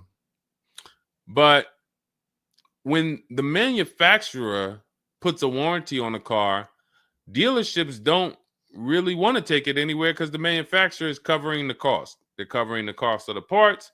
They're paying the dealership for the labor. So it sounds to me like you got a pre-owned car and it was newly purchased to you, but it doesn't have a warranty.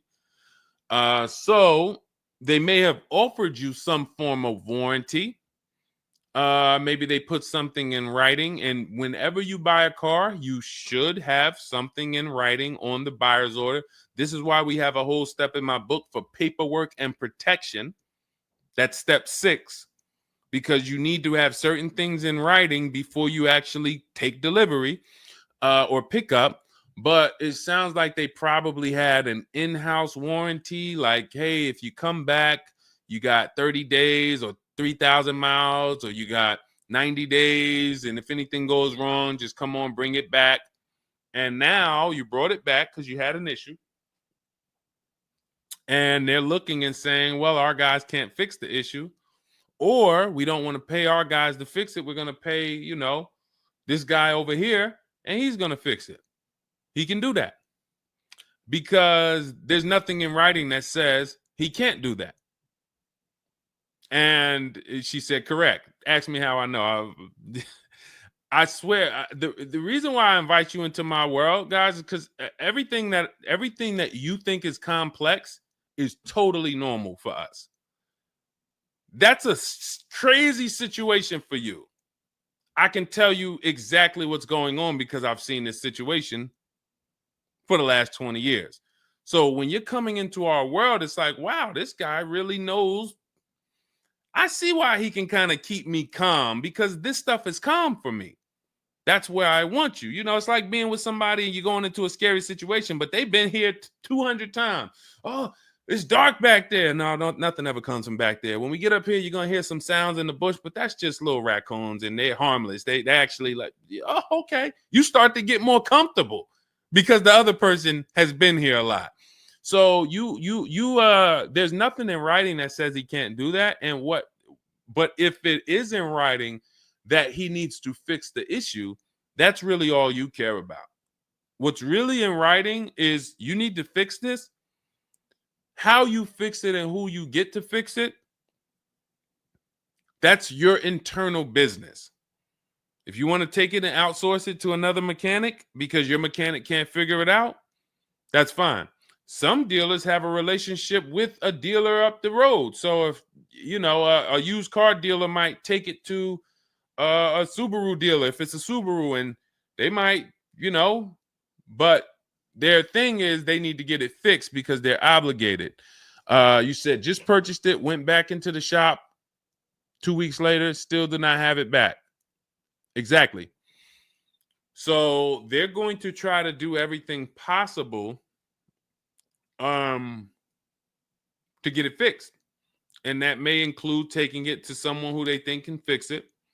Now, I assume, are your payments due? Did you start a loan? Because this is different if you have a loan and you have my car and I have a payment due in 2 weeks or 3 weeks or 1 week. And if my payment is due, then I'm going to actually wait probably 1 month. And if I don't have anything in writing of when I'm getting this car back, then I'm going to make a police report. And because now I'm getting ready to either unravel this deal. You got to give me a car. I need to, and watch this. Why the police report? It's to document what's happening. First of all, people don't like to see police pull up to their, it's leased. It's a brand new car.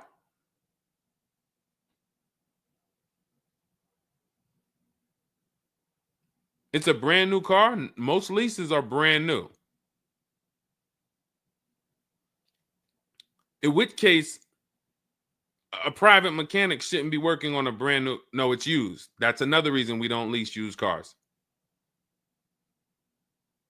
That's uncommon. See, that's what I was saying. Leasing used cars is very uncommon. No competition, warranty issues. This is why it's not a mainstream thing. And this is why it's not something that I recommend. But I don't say it's not possible. Because when people say, oh, Deshone, could you lease a used car? I'm not going to say, no, you can't. But what I'm going to say is we don't. Now, you have is there a warranty in writing? Did they write something on, because now you pretty much have a payment on a car that's used. That what is the warranty? What did they put in writing that they would cover if something went wrong? They had to put something in writing because they're covering it now. You know, or they have to fill some form of obligation. You paid 2 payments, but what warranty did they give you? Was it a certified car? Because that would give you a year warranty from the manufacturer. But again, I don't think you have a manufacturer warranty. In fact, I almost know you don't, because they wouldn't be taking it to a private mechanic if it had a manufacturer warranty. Originally 32,000, at the end 62,000 through. Originally 32,000, at the end 60,000 through Exeter. Yes. Well, I mean, originally 32,000. I don't know what you mean by that. Is that your mileage? I need to know. Did they put something in writing saying that they were giving you a warranty?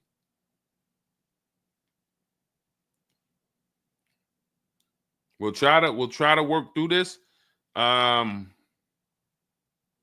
because it's no different than if you bought a car from them.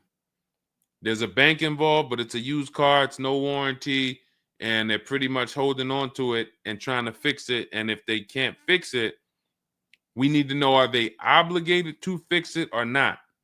If there's nothing in writing saying, hey, you have this time where you can bring it back and we'll fix it, then that's gonna be that's gonna be hell for you. So we really don't want that. So, but I can't tell you how to approach this without knowing what is in writing.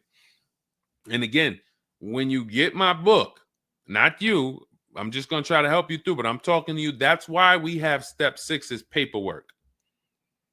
Because when you're sitting there looking at a bunch of paperwork and they're telling you to sign it, okay, sign this now. All right, this is your motor vehicle stuff. This is your okay, do you want this? What is important and what's not? What is important and what's not important?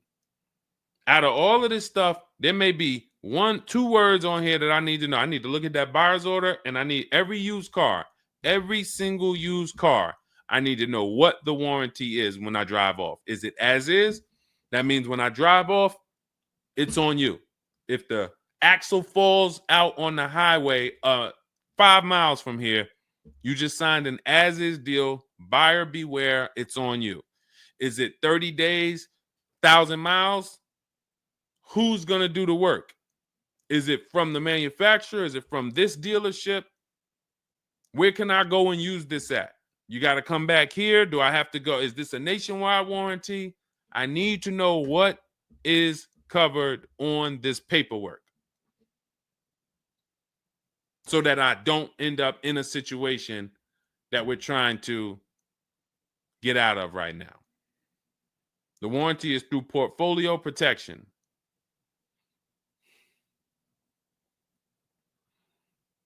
So it's a warranty. May not be a good one, but it's a warranty. So if there's a warranty, that means they're obligated to fix it. And if they're taking too long to fix it, and I have a payment, did they put you in a loaner car? Are you driving now? What are you driving now? If I bought a car with a warranty and then it had problems, I dropped it back off to the dealership and they had it for 2 weeks, and I have payments I'm still making on it, I just got it and it's in the shop, I'm not going to let that car stay in the shop more than 30 days with no car. I'm in a loaner. Okay, so you got to just chill out. You got to just chill out. Hopefully the loaner is as nice as the car you got. And if the car and if that's the case, then you just chill out. It's not a mainstream program you're in. It's like a black market program. That's the best way I could describe it. These companies that lease used cars, it's a black market kind of behind. It's not a mainstream thing. That's why all of these companies are small or like very little known name companies. They could go out of business. Nobody knew. Who the heck were they? Nobody knew. portfolio such and such went out of business. I never even heard of them. Who are they? Because they operate in the black market back there. So the general manager refused to pay the $4,300 for the corrosion on an important part. Again, what's your payment on the car? I just want to, I think this is a valuable lesson. They've had my van since from June 19th. Oh, they've had the van for that long? And you've been in the loaner?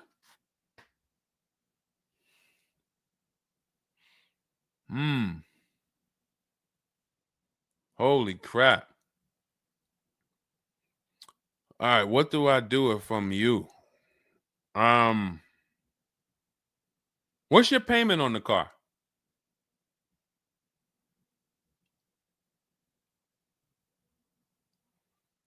Company had your car for months.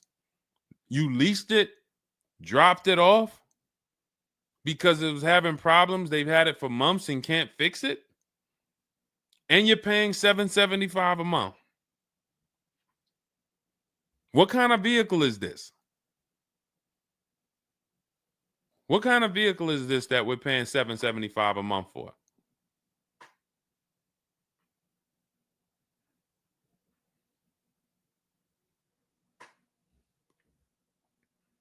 I just want to give you some time to type. I mean, I like to try to give you, I like to try to give you a like, what would I do in this situation? And then you have to realize that you can never put yourself in this situation again. Pacifica, a Chrysler Pacifica. It's just getting worse and worse. $775. Do you know what you could be driving for $775? See, the used car leases. Why the used car leases? They don't even make financial. It's not even like a huge financial win. If you'd have told me I'm driving a Chrysler Pacifica and it's $300 a month, $250 a month, then I'd said, okay, well, maybe they're giving you a stupid deal. But I could show you 5 cars for $775 a month that are $80,000 and $90,000 cars, brand new cars. I'm sorry, for $775 a month, I can show you $775, $60,000 cars, $55,000 to $65,000 cars, no money down. I also traded in a Buick and they gave me $2,000 for that. Listen, dear. All right. They want to keep you in the car. God, how can you get out of this car? Oh man. And just so you know, some situations you can't get out of. So it's not like there's always a way out. There are some situations. That's why the reason why I want you to have my book, 7 Steps, Cars from Home, 5-star rated, Google it. The reason why is because you're not going to, once you sign that paperwork, it's not as easy as you've been taught to just get out of it. If it's a bad deal, if it's an overpayment, you go switch your car, it doesn't mean you got out of that deal. You just got out of that car. You rolled over the negative equity to this deal. Car deals are like, once you sign them, the damage is done. And then it's about, all right, what's the best way to get out where I lose the least amount of money on this deal? But I'm going to lose. Negative equity, it's going to be there. So it's much better to arm yourself beforehand than to say, all right, I'm in this situation now. How do I get out of it? Because some situations can't be gotten out of.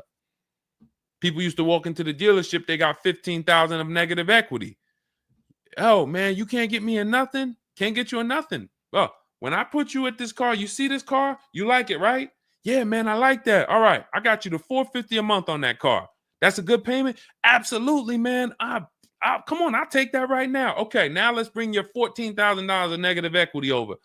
Yet $450 a month. That goes up to now $700 a month.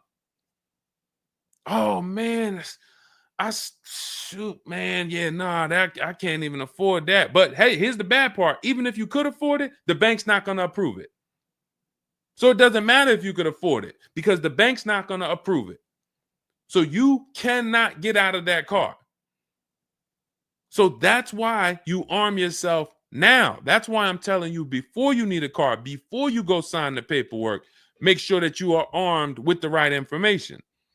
So now, if in this particular case, and you have a cosigner, you put a cosigner on here, told us to wait 6 months, and then we can switch owner names and info.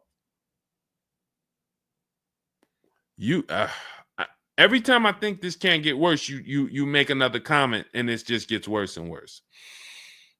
They called me in yesterday to pick it up, and the same problems were present.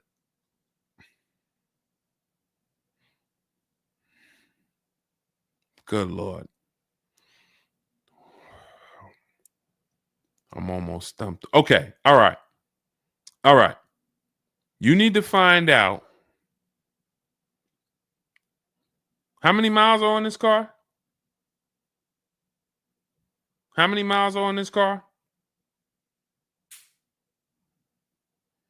This is not a good situation. So that's why it's harder. And what I'm about to tell you, it might not even work. You may just be stuck in it. I'm trying to see if we can slice it any way possible to give you some form of solution. But if they keep giving you the car back, same issues, 60,000 miles on the car. Okay, so what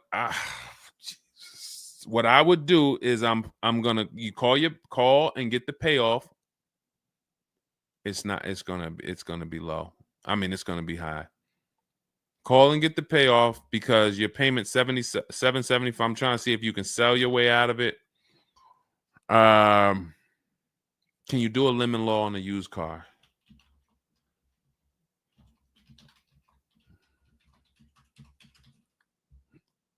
Let's see. Yes, some states have lemon laws that cover used cars, but the specifics vary by state. What state are you in? If they can't fix the same issue, but it's an aftermarket warranty.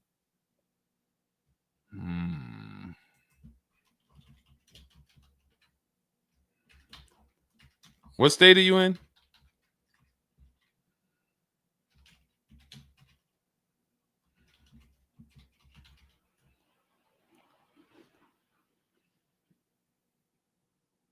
Maryland. Let me see. On a used car, Maryland. In Maryland, the lemon law primarily focuses on new cars or lease cars. Nope, that's not going to work.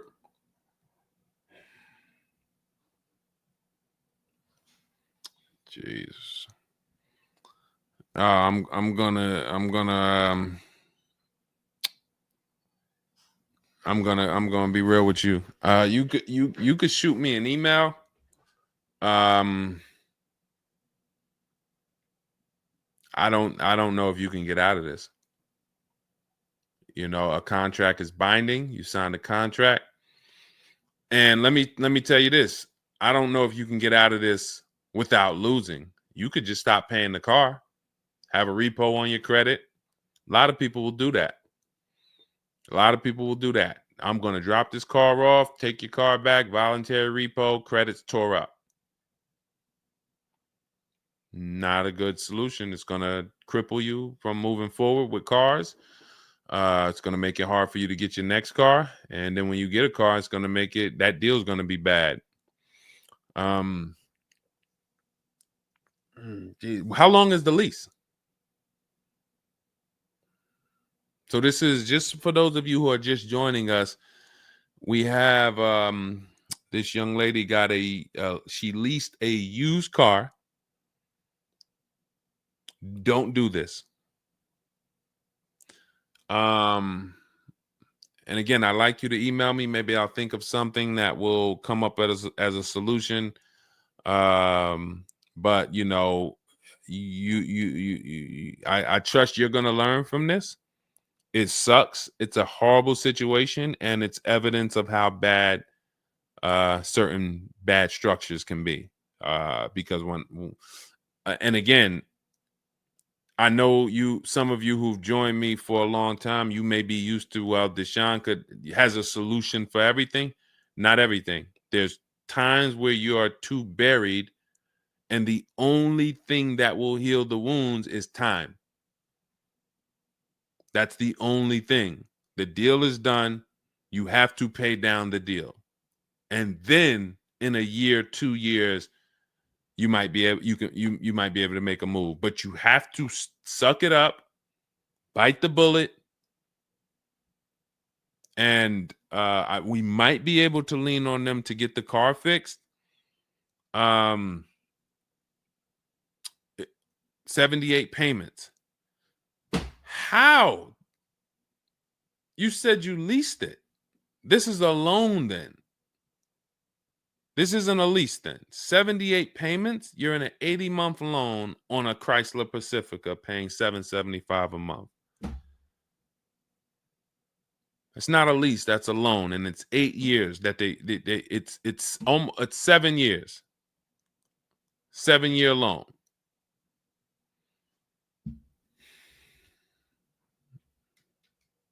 I mean, this is why I do what I do. You know, like, I don't want you thinking, okay, maybe you don't sign, maybe you don't make a mistake that is this serious, but this is cars. When I'm breaking down these big numbers and I'm throwing out these big numbers, oh, this is a $4,000 mistake. Oh, if you don't do this, yep, you're looking at about $4,000 or $5,000 you're gonna leave on the table. You take a loan that's too long, yep, you're gonna overpay by probably about $4,000 or $5,000. That might sound like nothing to you, but how I'm telling you based on me being in dealerships and seeing situations where I'm like, you made a lot of mistakes. You combined all the mistakes and you made them. So I'm just Jesus. So you're in an 80-month loan, not a lease, and you have $775 a month to pay. You are. So that means that loan, just to give you an idea of how much you've paid, you've been charged for this car. It's $775 a month times 80 is $62,000. So we're paying $62,000 over 8 years, over almost 8 years, or almost 7 years. Wait, 80 months, not 84. So yeah, almost 7 years for a Chrysler Pacifica. So we can't trade out of it. We can't sell our way out of it. That car is probably worth $20,000 at best. 2021 Chrysler Pacifica, 60,000 miles on it. That car is probably worth $20,000. But they charge you're gonna end up paying $60,000 for it. Jesus.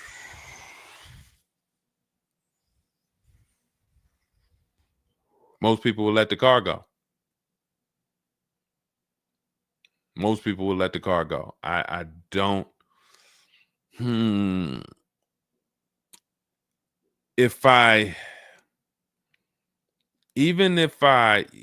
you run your negative equity, that is exactly what it's saying. 62,000. It's exactly what it's saying. $62,400 to be exact, including the $2,000 down payment.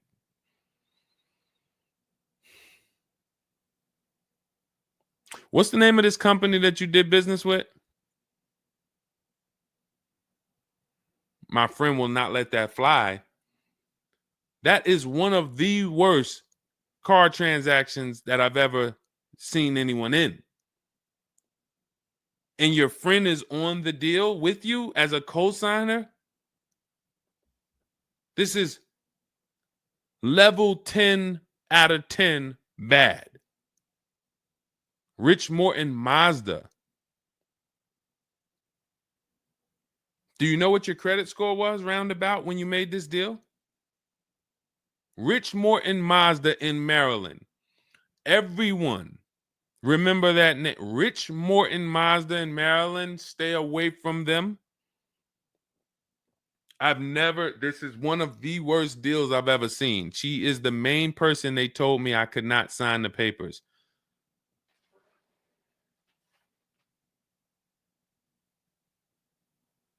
Oh.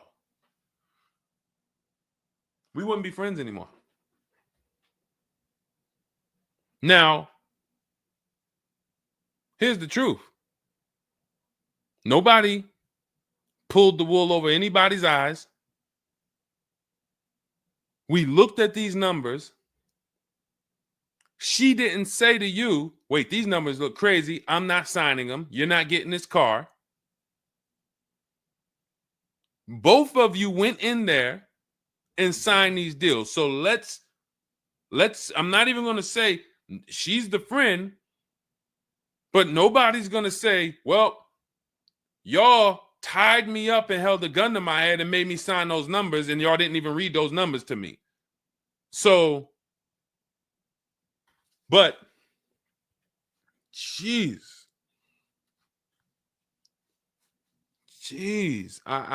this, you're buried. You are buried in this car. The only way, and what's crazy is, even if you voluntarily let it go, you ruin your friend's credit. Because she's the one who signed for the car. Bad, everything bad. I wish there was a silver lining that I could think of. What I would do is I would find, you need to find out how upside down you are. You need to go on CarMax, write down these 6 sites, write down these 6 websites. You need to go on CarMax, Driveway, Kelly's Blue Book, Cash Offer, Auto Nation, Carvana, Car Gurus, Cash Offer. And you need to see what that car is worth. Let's say they say the highest offer is $25,000. $25,000. The total of your payments is not what you owe. That's what you would have paid after 7 years. You need to call the bank and you need to get the payoff. That is what you do tomorrow morning. You go on those websites tonight or today. You find out what this Chrysler Pacifica is worth. And then you call the bank tomorrow or the next or whenever, and you get the payoff. And you need to know what that gap is. If that gap is $25,000, then I am trying to get out of that car, and it might not be this year. It might not be this year, but I need to right now. I would go into an electric car lease where I could get, like, there are certain electric cars, and if I was shopping them, I would choose a bunch of them that were 50. I mean, I got a couple people who've gotten Like Val, she just got her electric vehicle. Some of these electric vehicles people are saving. This is a 1.16, but even going back to Zafrina's first deal, she got an electric car and she probably got like close to 17 grand off the car. Milligan, I always use Milligan because she got one of the biggest discounts ever using what we use. It's an electric car, but she got, where's Milligan? I got to label these better, Dolan. Remind me I got to label these better because I cannot just cycle through these. Sean got 20 grand off. The reason why you need a car that when you shop your deals, you need like $30,000 off the price of the car. And because right now you're paying a high payment and the car is worth nowhere near what you're paying. So as you pay $775 every month, you're paying it towards an asset that is worth nowhere near what you're paying. You also need to find out if you have gap insurance. So I'm going to give you those 2 homework assignments. And then the next time we're live, you jump on the show and you tell us what you did. Those 2 homework. Find out if you have gap insurance. And then you need to get your payoff and go on those websites and get the cash offers and find out what the gap is. Because if the gap is $25,000, then what I'm doing is I'm shopping. If you listen, you get, if before I tell you to get the book so that you can shop a bunch of different electric cars from home, you need to get $25,000 off the price of some electric car.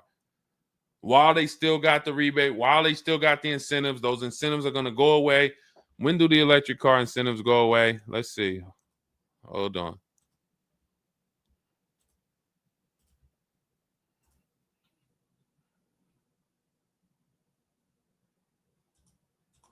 Hold on.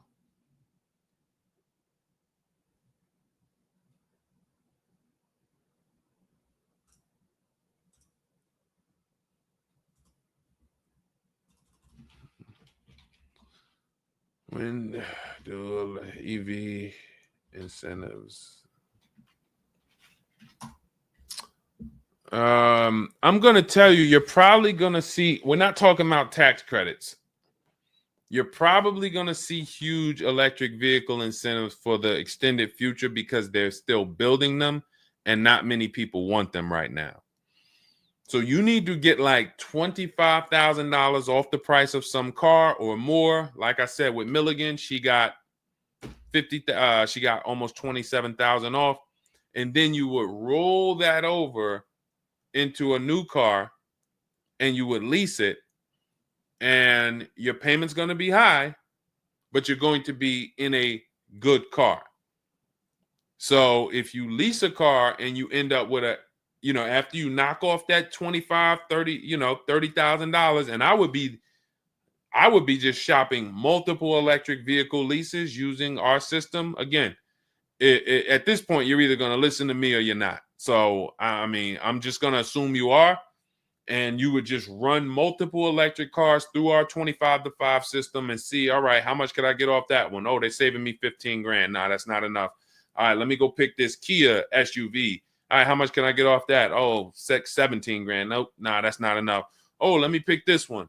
Oh, they're giving me 22 off. All right, that's better. Let me see if I switch this car over to that, how much they would give me. And you're trying to get out of that car, but you cannot bring all of that negative equity over unless you already knock down this new car by $20,000 or $25,000 because the bank is not going to approve it. So you need something that you can save that kind of money off of and then come over to a lease and then, all right, forget about lowering your payment right now. You could lower your payment right now. You need to get out of that car into a better car for the same payment or similar payment. You're not lowering your payment. Only way you're going to lower your payment is to get rid of the car, ruin your friend's credit. But once you do that exercise, let me know where the gap is. Next time you see me live, jump on. Hey, Deshone, I did it. The gap is like $22,000, or the gap is $30,000. If the gap's 30, then we got to see what we do there. But the long-term plan is I need to get out of this and I need to get into an electric vehicle that I can lease for 3 years so that I can bury all that negative equity into this car. And what it's going to be is it'll be like, all right, I'll knock 25 grand off the price.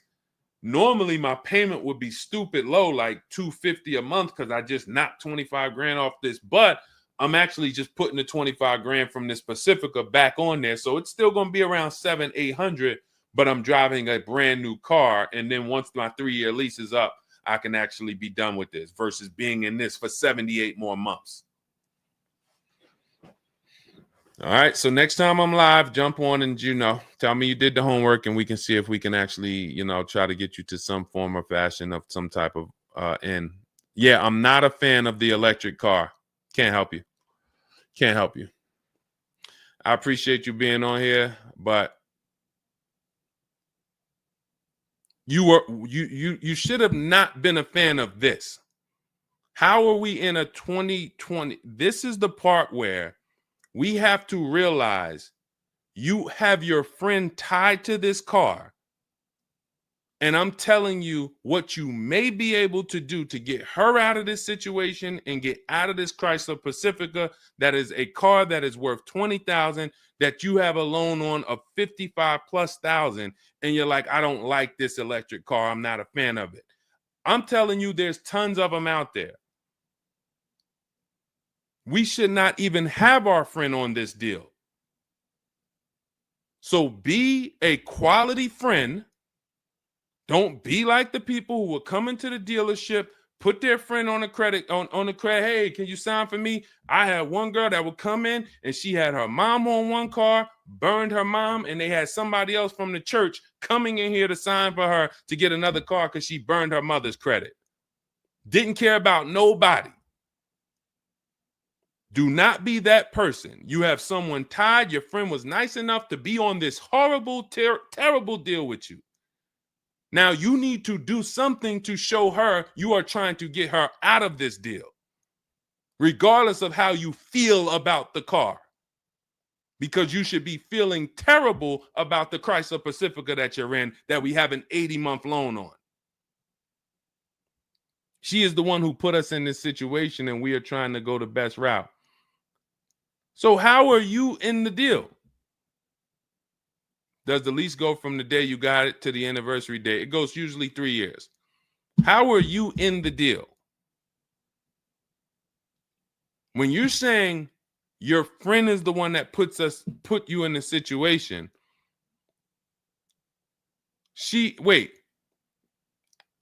in one breath you're saying, believe it or not, she's the one who encouraged me to get it. And then in another breath, you're saying she's the one who put me in the deal, who put us in this situation.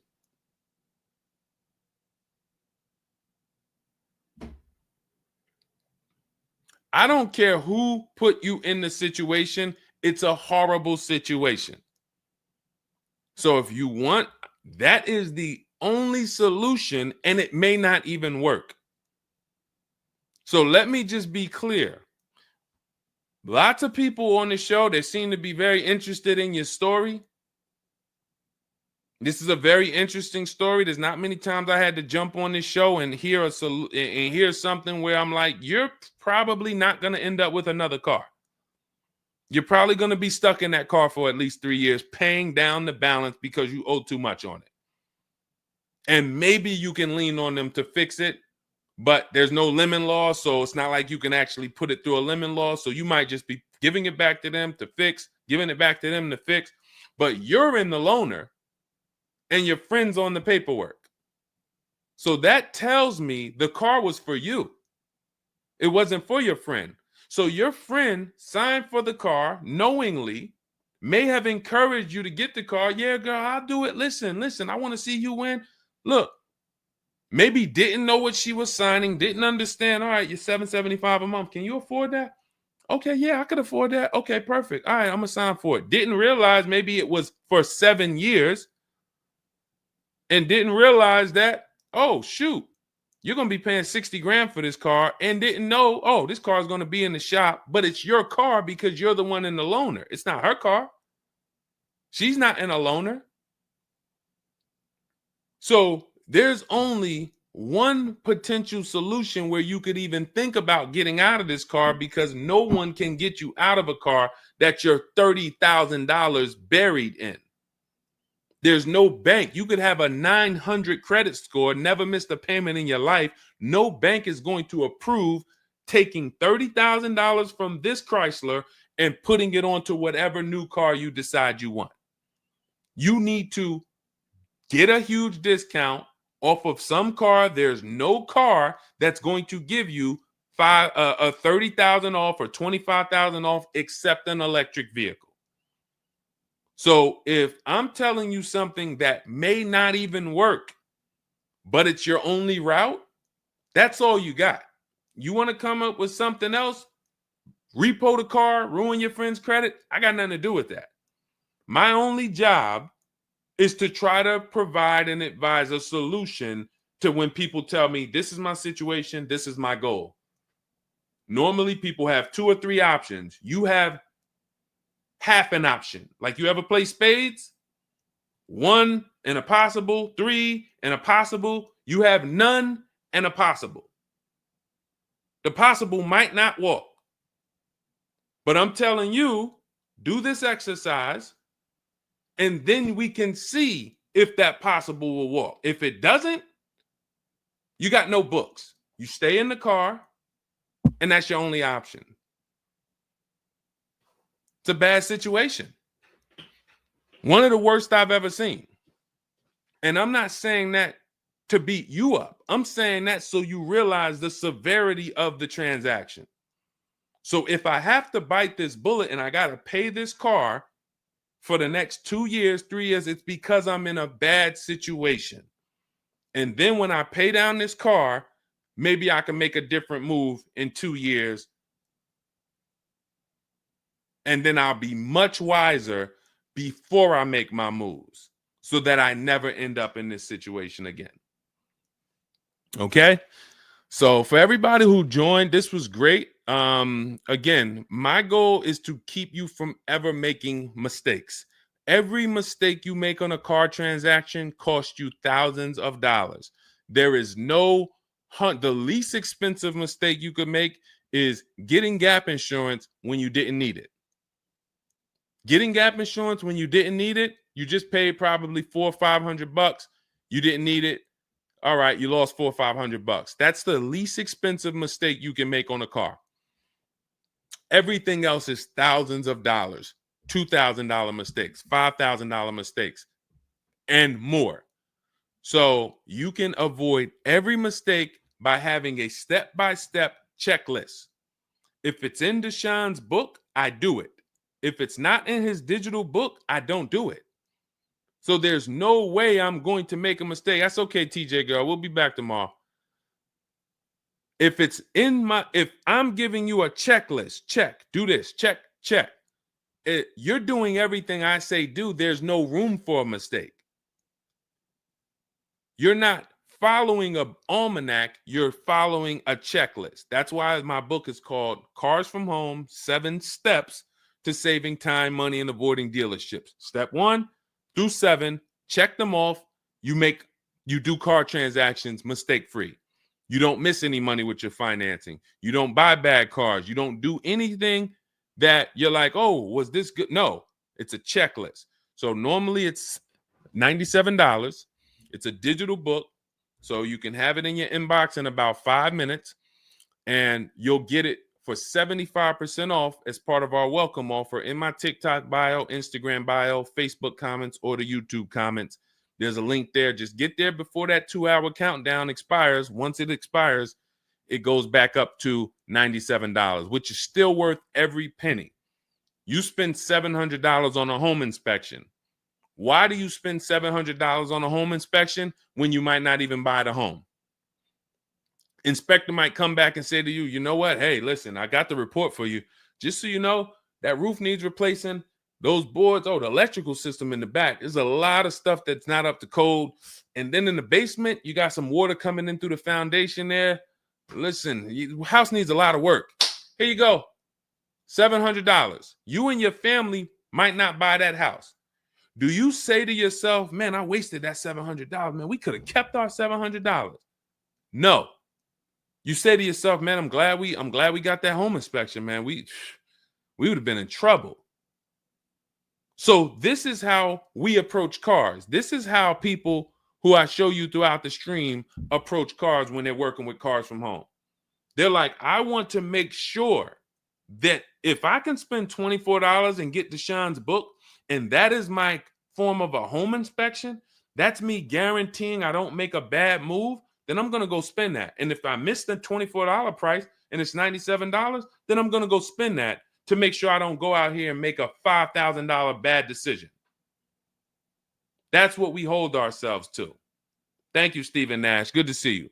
So go grab your copy before the countdown expires. Get it for $24 instead of $97. It's in my TikTok bio, Instagram bio, YouTube comments, or the Facebook comments. And then use that step-by-step. New cars. Everything is in there for you to shop empowered, mistake-free, for you to be the prize. You deserve to be the prize. There is nothing else that you would spend $10,000 or $50,000 on, or some of you are going to get a $100,000 car. There's nothing else that you would go in spending that money on, and you wouldn't feel like you're the prize. You wouldn't go into the mall to spend $40,000 and say, y'all better get the velvet ropes. If you went into the mall to make a $40,000 decision, you'd be, hey, close this store down. I'm about to spend $40,000. You'd be bringing champagne out. All right, close the velvet ropes. Where's the velvet ropes? Everybody stay outside. This person's about to spend $40,000. But a $40,000 car, you go in and you'll take the mistreatment. You'll leave buyer's remorse. Not anymore. When you make the decision to get your book, follow these steps, you are mistake-free. You'll save all the money. And then when you drive off in your car, you feel like you're the prize. This dealer won my business. That credit union, that bank won my loan. This deal, buyer, Carvana, CarMax, Driveway, they got to buy my old car because they put the best bid up. Everybody won a bid. And that's how I know I won, because everybody competed for my business. I didn't beg none of you for anything. That's how we do. So go get your book. And if you want to get started and you're like, Deshone, you know what? Is there anything I can get started for free? Because I'm just getting to know you. I don't really know you yet. Now I want to see, then go grab my free cheat sheets. Dolan will put a link in the comments for you guys. It's Deshone's cheat sheets. It's also in my TikTok bio, my Instagram bio. And you can see what we give to people who want free advice to get you started. But if you're like, no, give me the blueprint. Give me the bang, bang, step-by-step, start to finish.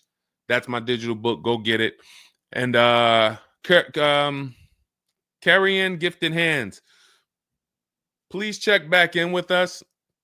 Let me know when you do that exercise how big that gap is between what the Pacifica is worth and what the cash offers will buy, what will pay for it. And then hopefully you can get to some solution. So I appreciate you sharing the story. I appreciate you being forthcoming, and certainly we'll wait to hear from you. Thank you everybody for joining us. We've been on here for almost 2.5 hours. It was a longer show, but I hope you all got a lot out of it. We talked a lot about all different things. Yeah, that's Denzel on the bookshelf. Absolutely. I got a lot of people on the bookshelf. I got Lucille Ball on the bookshelf. I got Miss Harriet Tubman on the bookshelf. Mr. Marcus Garvey. Who knows who that is?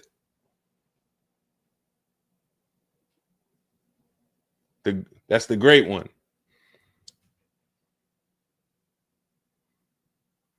Y'all know what it is. I only have the greats around me. Alexis Chu, you don't know who that was? Who could tell Alexis who that last person was? Man, you better get up on the honeymooners. Yep, that was, yes, TJ girl. Yep, Jackie Gleason. Yep, that is right. The great one. So yeah. So yes, so it was a pleasure. We'll be back. We'll be back for another show. When you see us, jump on, get your questions answered. For those of you who have my book, I want to thank you. Shout out to I saw a couple people say they grabbed their book and they were using they were ready to use it. I would get the paperwork through email, never received it. I need your help. I bought 2 brand new cars. I was told I would get the paperwork by email, never received it. So call the dealership. Call it. You bought 2 brand new cars. You said you would get the paperwork by email. You never received it. Call the dealership and, hey, where's my paperwork? Ask for the finance manager. Where's my paperwork? That's what you do. All right. So, all right. I'll let everybody go. I'm tired. I can't even get myself together. This is, I'm gonna jump off and we'll be back. We'll be back for another show. Make sure you get your book in my TikTok bio, Instagram bio, the comments, or the Facebook comments or the YouTube comments, and I'll see y'all on another show. All right. God bless you.